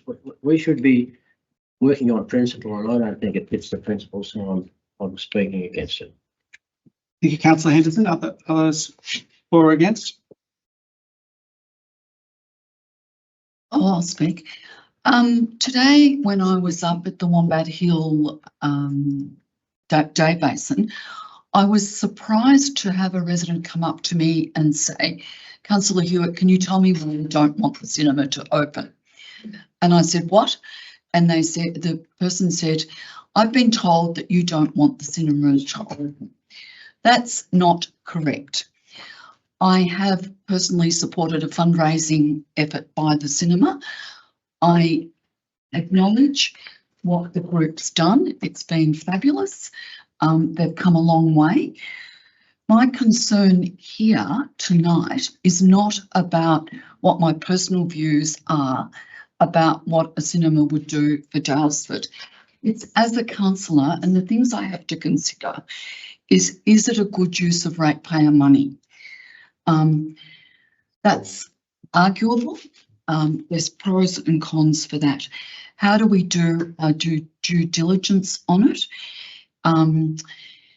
It's a very ambitious business plan that, and all business plans are, because people are trying to make it look like it's going to work. But Councillor Hockey has raised some very serious questions for me about what the risk is with using ratepayer money. And I know it's in the reserve, but it is actually ratepayer money that's in the reserve. Is it a councillor priority? Is it a council priority? And yes, you could argue that it's a strategy. It fits with arts and culture. It doesn't fit with, Okay, thank you. it doesn't, it does fit very supportive. But we do have a poor financial position. We are having a council plan that focuses on the maintenance of assets, not the development of new assets. And we do have to do them within our own council-owned buildings. It was only yesterday that a community group organisation asked me when the Daylesford Town Hall was going to be open and what sound equipment and projection we were putting in that. We know that we're not, that the maintenance is on track to open in February, but we built the roof, we fixed the roof, and we rewired the electrics. There's not going to be any change to the town hall, and it is a building that since 2014 has been looked at renovating and developing, and still all we've managed, all council, not we, because it wasn't us, has managed to do is fix the roof and rewire the electrics, and yet that's a council-owned building. It's a couple of councillors have mentioned what happens if the security will be the projector. Yes, and perhaps that will happen, but what value it will be after a period of time is arguable. So I think there's a lot of questions about this that that put me in the position of personally supporting it and having done that, but also wondering what should I be doing in terms of due diligence and responsibility as a councillor. Thank you, Councillor Hewitt. Any other councillors? Yeah. Councillor Cornish. Oh, I must say this was a very difficult issue for me. But I think I'm in a fortunate position where I don't have a history with anything at all, actually, in Hepburnshire. So I can really look at this. I'd like to support the motion, but remain concerned about the project, even though it would have a potential community benefit. There's no doubt there would be a community benefit, but what degree? It's an unknown because there hasn't been an actual plan that I have seen as to exactly the community involvement or what it would look like here. There's been broad schools, you know, broad community involvement, but how is that going to be put into practice specifically? I would have liked to see. And also my concern is about a private rental with a private landlord. Now, I do know that we're talking about a projector and equipment here, not a private landlord or a private lease. But if this had been in if a council-owned facility, I probably wouldn't have any doubt about my support. And that's because the group would continue to receive a very high level of council support. And that's my main reason there. I would have preferred the issue to be tabled at an audit committee meeting because it is unusual, because this council has not been put in this position before. We need to dot our I's, cross our T's. And it's important that this council is seen to be transparent. Not that the group is not transparent, it is. And it has worked very, very hard to secure the position they're in right now, and I congratulate you all on that. There's questions also that remain that if Hepburn Shire Council, I'd like an extension of time if that's all right. Just a minute. Right, you've got a bit more left. No, I add to this as I read. I don't just read. Is that okay? And 1 minute extension? Yeah, you haven't reached time yet. Can I have a 1 minute extension? Go for it. Thank you. If Hepburn Shire Council funds a commercial operation, I have a concern that it might set a precedent from other organisations as well, and that really does concern me. And it is a real concern because this council would leave themselves open to consider other applications for funding outside of our policies. The question is, do our policies support the funding request from the cinema group? Even our grants policy, which does not apply, actually no policy applies, but strategies do apply. And the group's function and the group's activities very much apply to council strategies, but not policy. And the policy states that grants, just for grants, argument's sake here, because Councillor Clark mentioned a few times in his motion grants, that it was a grant application. The grants program is for community groups that maximise community, not necessarily for commercial ventures leasing from a private landlord with some community benefit. There's a very big difference for me there. And also the equipment should be accessible for community use, but not at the cinema group's discretion. The current business plan is not clear to me as to how this venue will be made accessible for broader community use. It needs to have, the business plan needed to have attached to it a community use plan. And I would have really liked to see a minimum number of hours for community access per year. And that would have clearly defined a community use plan in my eyes. Hepburn Shire should require a clause also in the funding agreement that protects public investment. There are other clauses there that protect public investment, but at the same time, we actually don't have a lease. We don't have anything, any documented 30 seconds, Councillor. anything there.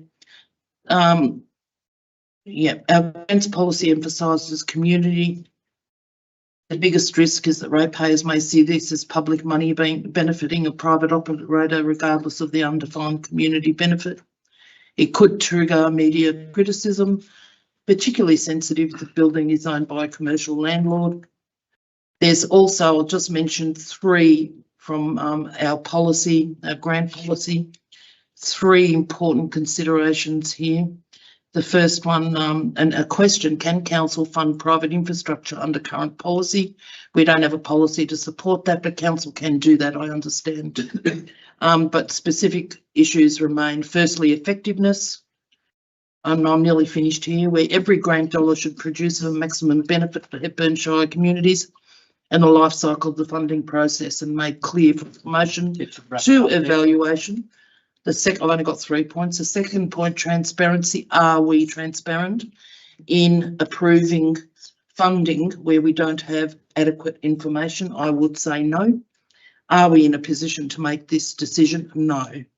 Not with the information that we have at the moment. Is it fair? That's not evident. Where this council is conscious of the barriers and disadvantages being faced by some groups or individuals due to inequitable distribution of power and resources. So they're my reasons. Thank you. Right of reply, Councillor Hood. Yeah, I might need an hour or so, Councillor Dryly, to address all the red herrings that are popping up here, but I'll have a go at it. You've got 3 minutes officially. Okay. Sorry, I'm entitled to my opinion. Thank you. Oh, there's no question on that. Thanks.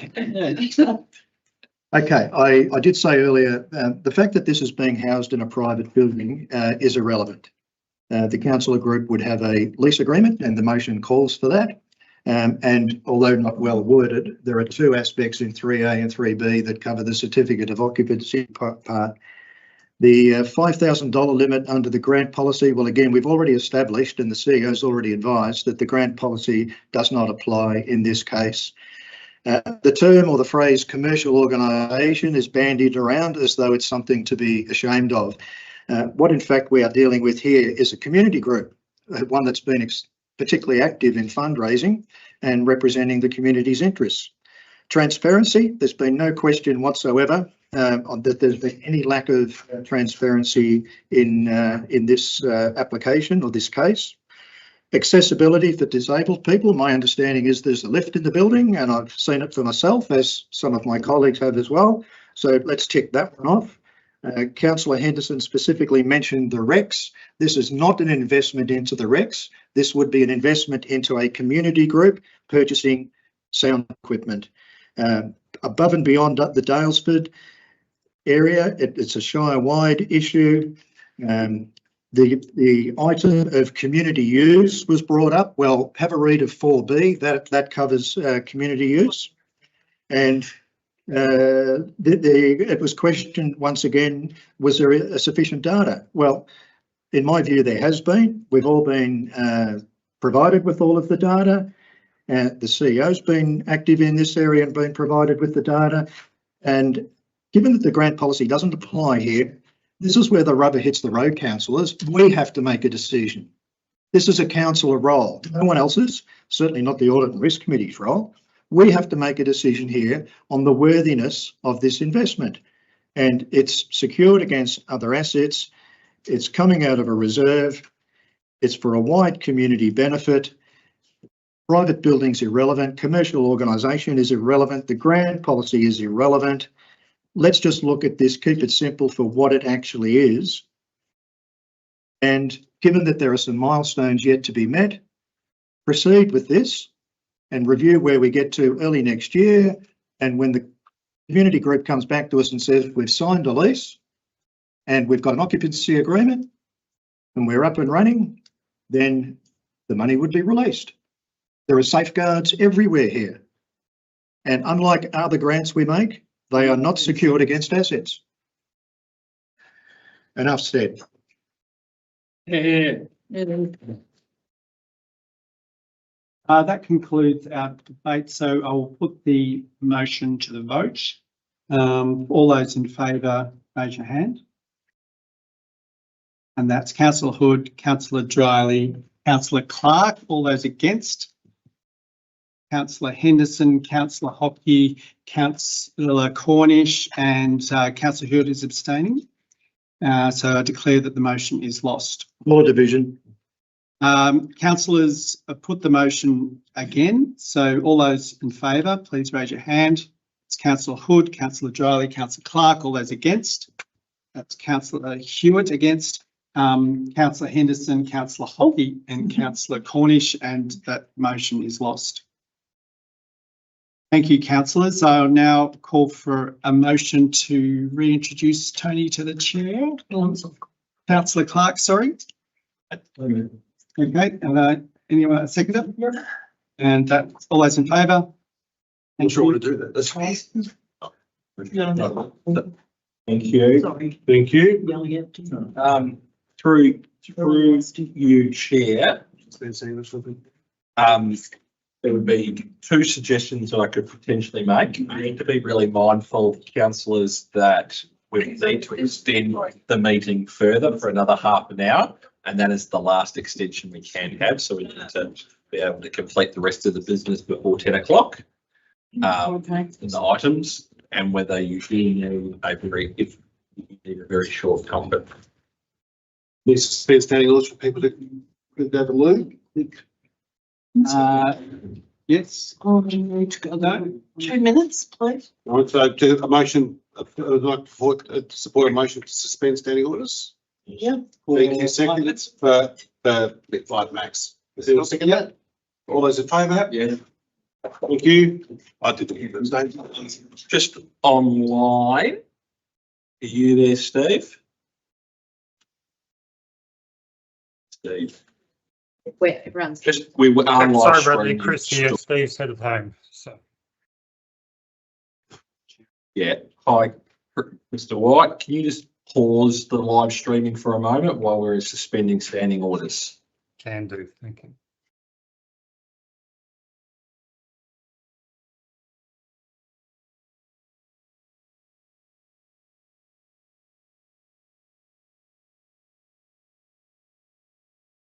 I'll go out that way, so.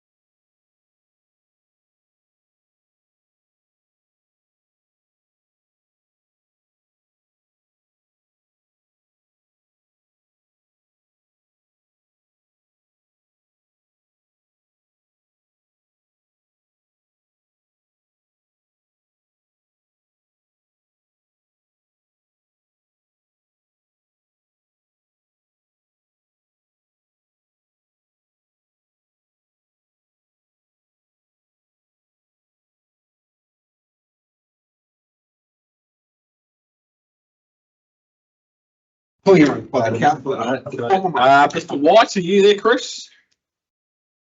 Do we need to formally unsuspend? Yes, I'm here and we are still live streaming, so. Still right to go? I'd like Excellent. as So soon as you we'll need to resume. Right, so can I have a motion to Finish. Well, thank you. Like to second that? Sorry. Thank you, councillor Dryly. All those in favour? Pass Okay, unanimously. All right, thank you to the announcement. I'd just like to now put forward an additional motion to extend time to the maximum of 10 o'clock. Corning. Thank you, councillor Cornish. You would second that? Right. Thank you, Hugh. All those in favour? That's the best way to do it. Quick. All carried. Okay, let's go. All right, so councillors, thank you for your engagement and debate, and it's a very difficult subject, the last one did, but thank you. I want to just formally put that through there. Hang on, so The next item item here 10. is the urgent Urgency items. Yep. And councillors, if you have an urgent item, there's the two-part. So there's a motion to omit an item of urgent business. Yeah, so I'd like to, we have an item of urgent business. Yes, we do, Mayor, and I'd like to read out the recommendation if I may. Now, do we need to pass a motion to admit that urgent? Oh, yes, yes. Accept an item of urgent business. Yes. Second it. Thank you. So who put that item forward? Henderson. Henderson, thank you. Hewitt. Hewitt. All those in favour? Unanimously Carried. Thank you. So, councillor Cornish. Yes, thank you for the opportunity to put this motion forward. There's 6 dot points. I'll read each one out. Number 1. The council formally condemns the physical attack by a member of our community on the Chief Executive Officer last week. Number 2. Notes the council has a zero tolerance to any form of abuse, both online or in person. And number 3, reaffirms its support for all councillors and officers in the work they undertake and asserts that they are entitled to a safe working environment at all times. Number 4, calls on local community online forums to value open debate, but ensure that it stays grounded in faith and respect. Number 5. Face. Facts and respect. It's getting late. No, it's a typo actually. Number 5, request an urgent meeting for the Mayor and the CEO with the Minister for Police and Minister for Local Government to discuss what improvements state governments will consider to legislation in support of staff in all industries, but in particular local government, to be able to undertake their roles free from occupational violence, and request an urgent update from the Municipal Association Victoria, or MAV, on their progress to address occupational violence as passed at the October State Council meeting. Thank you, councillor. So you're putting that motion forward. Yes. Would anyone like to second that motion? Yeah, I'll second it. Thank you, councillor Hood. I'm not sure that we need any question times on this. No, but would anyone like to make any statements in support? Against? I'll certainly, as a seconder, I'm happy to make some remarks in support of the motion. Quite clearly, we condemn any sort of violence or physical attack. That clearly is way beyond acceptable.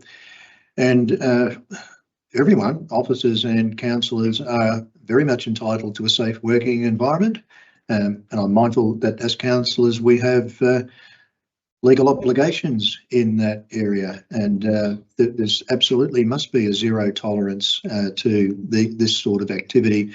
I believe it's been handled appropriately. I won't say too much further because it is a police matter and it's yet to be before the courts, but more than happy to support this motion, and hopefully we can get something conclusive out of the relevant ministers at a state government level and our colleagues at the MAV, because this this sort of event just cannot be tolerated.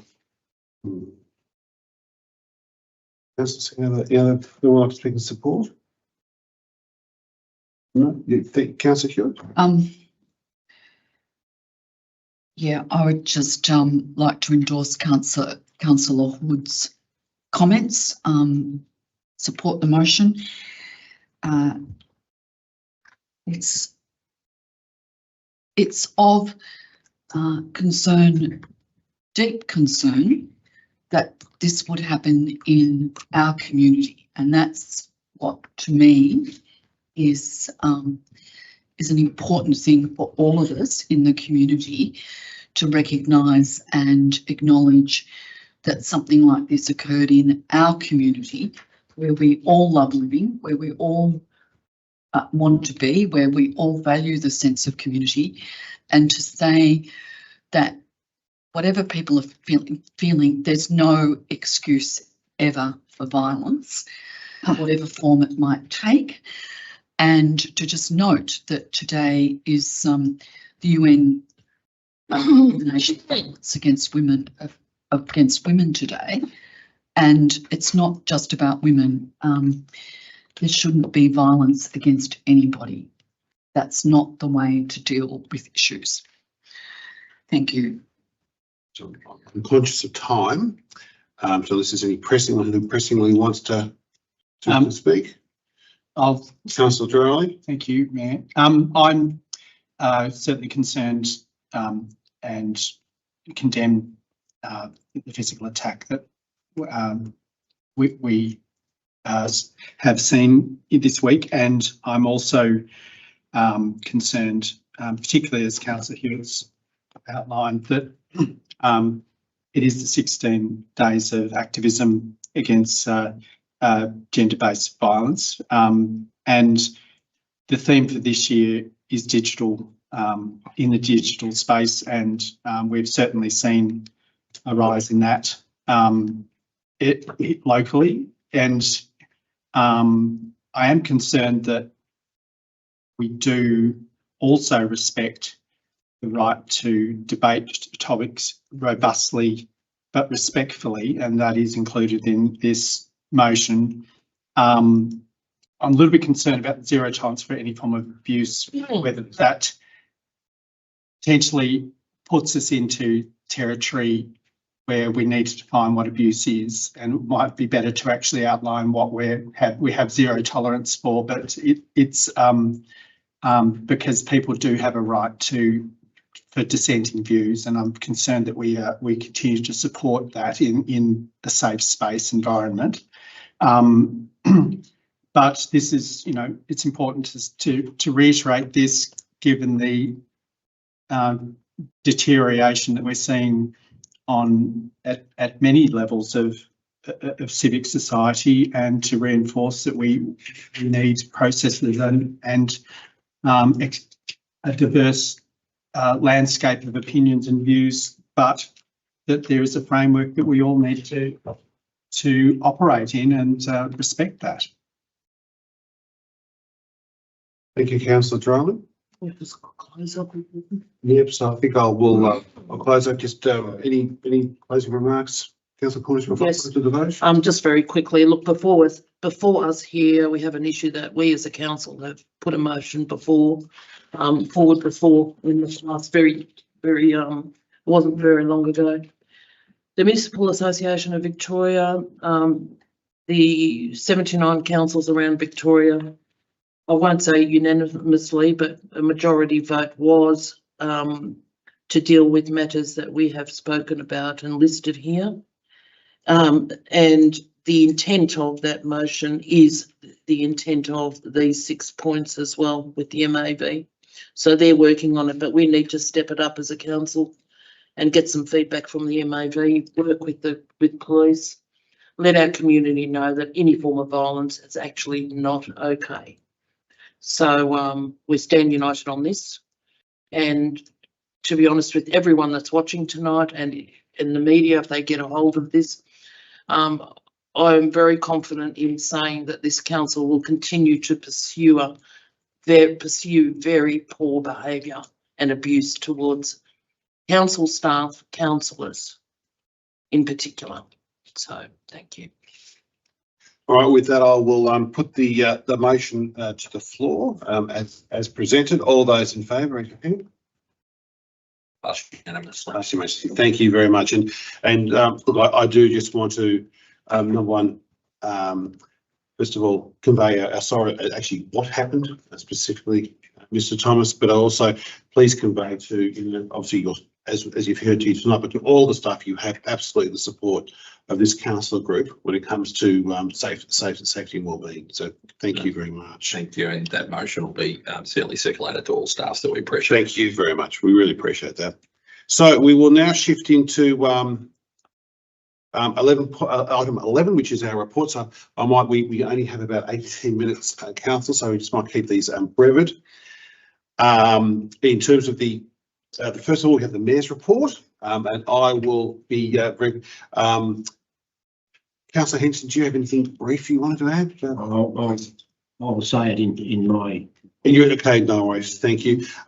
Look, first of all, just in terms of Mayor's report, number one, I want to thank the council group for their support to do this role, and what an honour it is. It has been a very busy week and a very full-on first meeting as Mayor. I have enjoyed it, and I've enjoyed the interaction that has gone on. There have also been some significant events over this week. We have had, today we had the Wombat Hill, and I just really want to note the Friends of Wombat Hill earned $200,000 they put towards the dam basin. I think it's just a fantastic, and I really want to acknowledge that group and the wonderful things that they have done. Also had where was the other event that we've been to today? No, not today. Oh my God, my head's just, anyway, I will put it down in writing. Sorry, it's getting late. But yeah, look, no, there's been a lot on. I've been spending obviously a lot of time working with Bradley, working this out, and I'm looking forward very much to working with everybody as over the coming weeks as we move forward. So we'll now go to Councillor, where we go? Councillor Pat Hockey. Well, I'd like to table mine as read in the agenda. Councillor Clark. Thank you very much, Councillor Hockey. Councillor Hood. Yeah, thank you, Mayor.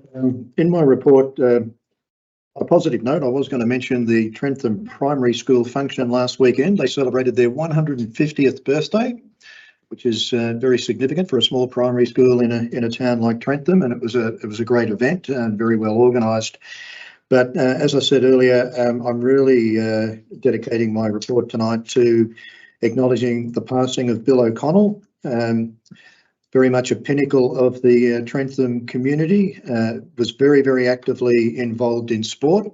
He was a gifted footballer, cricketer and lawn bowler, and particularly helped and transported a lot of kids to play football and cricket. He'll be fondly remembered and respected. He made other broader significant contributions to the community, was renowned for his friendly yarns and sharp wit, and he will leave quite a legacy. Very generous person, one of those people who really fits the description of being a true gentleman. He'll be sadly missed, but very fondly remembered. Thank you, Mayor. Thank you very much, Councillor Hood. Councillor Cornish. I'll be very brief again. Thank you for your confidence in me to be deputy for the next 12 months. I do honour that, and I will honour it to you. I think we're all very tired. And do my best here to support our mayor and councillors and the CEO and organisation. Look, I just want to speak about the Remembrance Day in Kingston that I attended. That was a really nice event, and a really nice community down there at Kingston. So we had Remembrance Day events throughout the municipality, and they were well attended by councillors. Look, I've got lots to say, but I think we are running out of time. So I'll hand over to the next councillor. Thank you very much. Councillor Driley, a brevet report. What's that? A brevet report. Okay.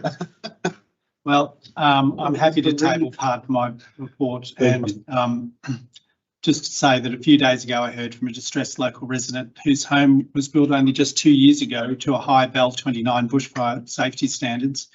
Despite that, her insurer has just refused to renew her policy, and the best quote she's received was $16,000.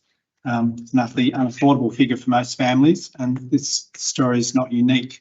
Conversations in the community reveal more people are being priced out of insurance or dropped entirely, alongside other rising costs of living pressures, especially in areas near bushland, which is a significant part of our rural living experience here in Hepburn Shire.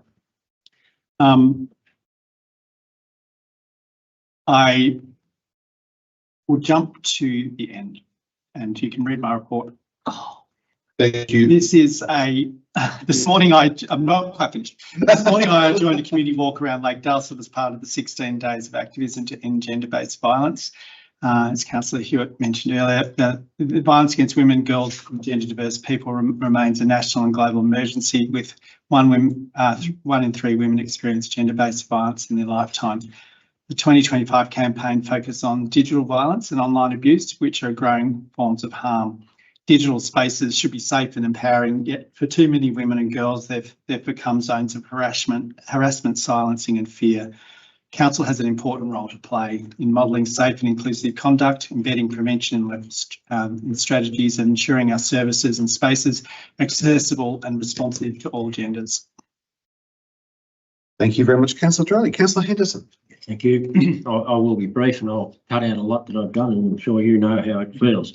Councillor Hewitt and I attended the funeral of the late Bob Kennedy, appropriately held at the Glenline Recreation Reserve. Bob was involved at the reserve and on council committee for nearly 30 years. The numbers attending was a testament to the hard work Bob had contributed over so many years. In fact, people from other parts of Australia were there, as Bob was involved over a lifetime in many places. When I was elected back in 2008, he was introduced to me. He put his hand out and said, "Bob bloody Kennedy, do you?" Bob was an easy person to have an argument with, but one did not have to agree to be a friend. We did become friends, and he will be fondly remembered and missed by so many. Councillors Cornish and Hewitt also joined me in the commissioning of a mounting ramp at the Glenline Recreation Reserve to allow people with lesser physical abilities to easily mount their horses. Councillor Hewitt was kept busy in her role, riding for the disabled, assisting those who needed assistance. The ramp was provided by the Victorian Government, with Ministers Jacqueline Symes and Mary-Ann Thomas there for the official launch. We also had meetings and discussion with Planning Ministers Kilkenny and Minister Hutchins regarding Greater Ballarat Group of Council views on things relating to their portfolios. Like other colleagues, I attended Remembrance Day events, and Councillor Clark and I attended at Creswick. Of note was that several veterans and their families appreciated the recent installation of Call Your Mates Blue Tree to remind us to look out for and be aware of those suffering from depression and mental illness. I did attend many other events. I'll leave those. Thank you. Thank you very much, Councillor Henderson. Councillor Hewitt. Thank you, Mayor. I may not be as brief as some others, but I want to start my report by acknowledging the passing of John Cable and Bob Kennedy, both men in the Glenline community who have contributed a lot to their respective communities and will be very sorely missed. Both very different men, but they did live in Glenline in their retirement, and they had the well-being of their communities at heart. Bob Kennedy and I, when we first met, we did have an argument, a strong argument over pony club mothers and their use of the kitchen at Glenline, but we resolved that and I think grew to have a level of mutual respect. I want to also acknowledge the Daylesford Agricultural Society, who put on their 151st show on Saturday. It was a well-attended event with many activities for that children and people could enjoy, and call them out. In my role as the coach at Daylesford RDA, they're one of the, they go out of their way to actually make it an accessible event. They don't just do the minimum like a lot of other organisations do. They're really cooperative, and their volunteers and their organising committee need to be acknowledged and thanked for that. Councillor Henderson's already mentioned the Tiny Towns accessible ramp at Glen Lyon. Councillor Clark has mentioned the Wombat Hill Day Basin, which has taken many years to get to the point where it could be opened. And big thank you to the state government for their funding, to the Friends of Wombat Hill. And yes, they did raise $200,000, but that's not all they've raised. And it does show what community groups can do in this community to achieve their goals, but also to our officers. It's not been an easy project to manage, and it's come to fruition. And I think particular thanks go to Bruce Lucas on that. And I highlight the importance of having a master plan. Councillor Dryly mentioned the 16 days of activism and how making digital space a safe space for women and girls. You might be interested in an article. 30 seconds. Yes, I know, got timed. An article in the Age today, which showed that women online on LinkedIn are changing their gender because they actually get more acknowledgements and more look. And what that tells us is that some of these stereotypes and attitudes about gender are well ingrained, and that we still need to be working and challenging and considering this. So thank you. Thank you very much. Right on the button, just when the pen hit me. Okay, you've got, where we are at now. Oh gosh, we've got 6 minutes. So you've only got 3 minutes, by the way. The CEO's report. Before that, Mayor, maybe a resolution that council receives and notes the councillor's report. So moved. So moved, seconded. Sorry. Second. Hands in favour. Hands up, say aye. Oh, hands up. Yep. Unanimously carried, I'm presuming. Thank Mr. Thomas. Thank you. And yes, with the time, my report is read, but just 2 comments that I want to make on. Included in the report is a comment that council has written to the Minister of Planning, raising our concerns about changes to the planning framework, and in particular the lack of consultation with local government sector with the introduction of the planning amendment, Better Decisions Made Faster Bill 2025. Just think really important for councillors and community to be aware there's significant reform going on right across state government, but particularly in the planning sector.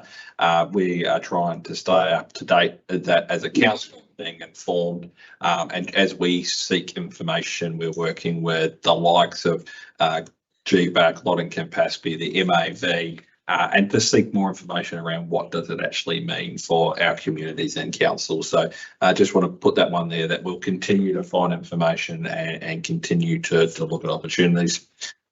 And it would also be just remiss of me not to just say a massive thank you, particularly to councillors before, just in regards to the resolution around occupational violence. But can I say a massive thank you to staff, to community, to our stakeholders, councillors, friends and families. We've been inundated probably over the last week, obviously in terms of the incident, but I would have received 150 text, phone calls or emails just continuing to say that our support within the sector is towards myself, staff, Hepburn Shire and general. So a really big thank you to all of those people, and we will continue to deliver great things for our community.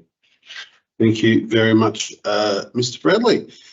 We'll take that as no. I assume we don't need a motion for that. There is a motion before councillors that council receives. Henderson, thank you, Councillor Henderson. Who else wants to second it? No, I'm going to give it to Councillor. Yeah, give it to in favour, aye.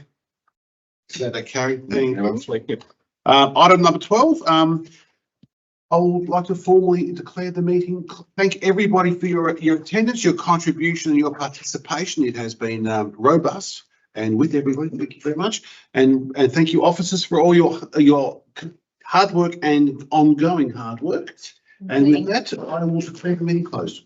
At 9:57 p.m. councillors.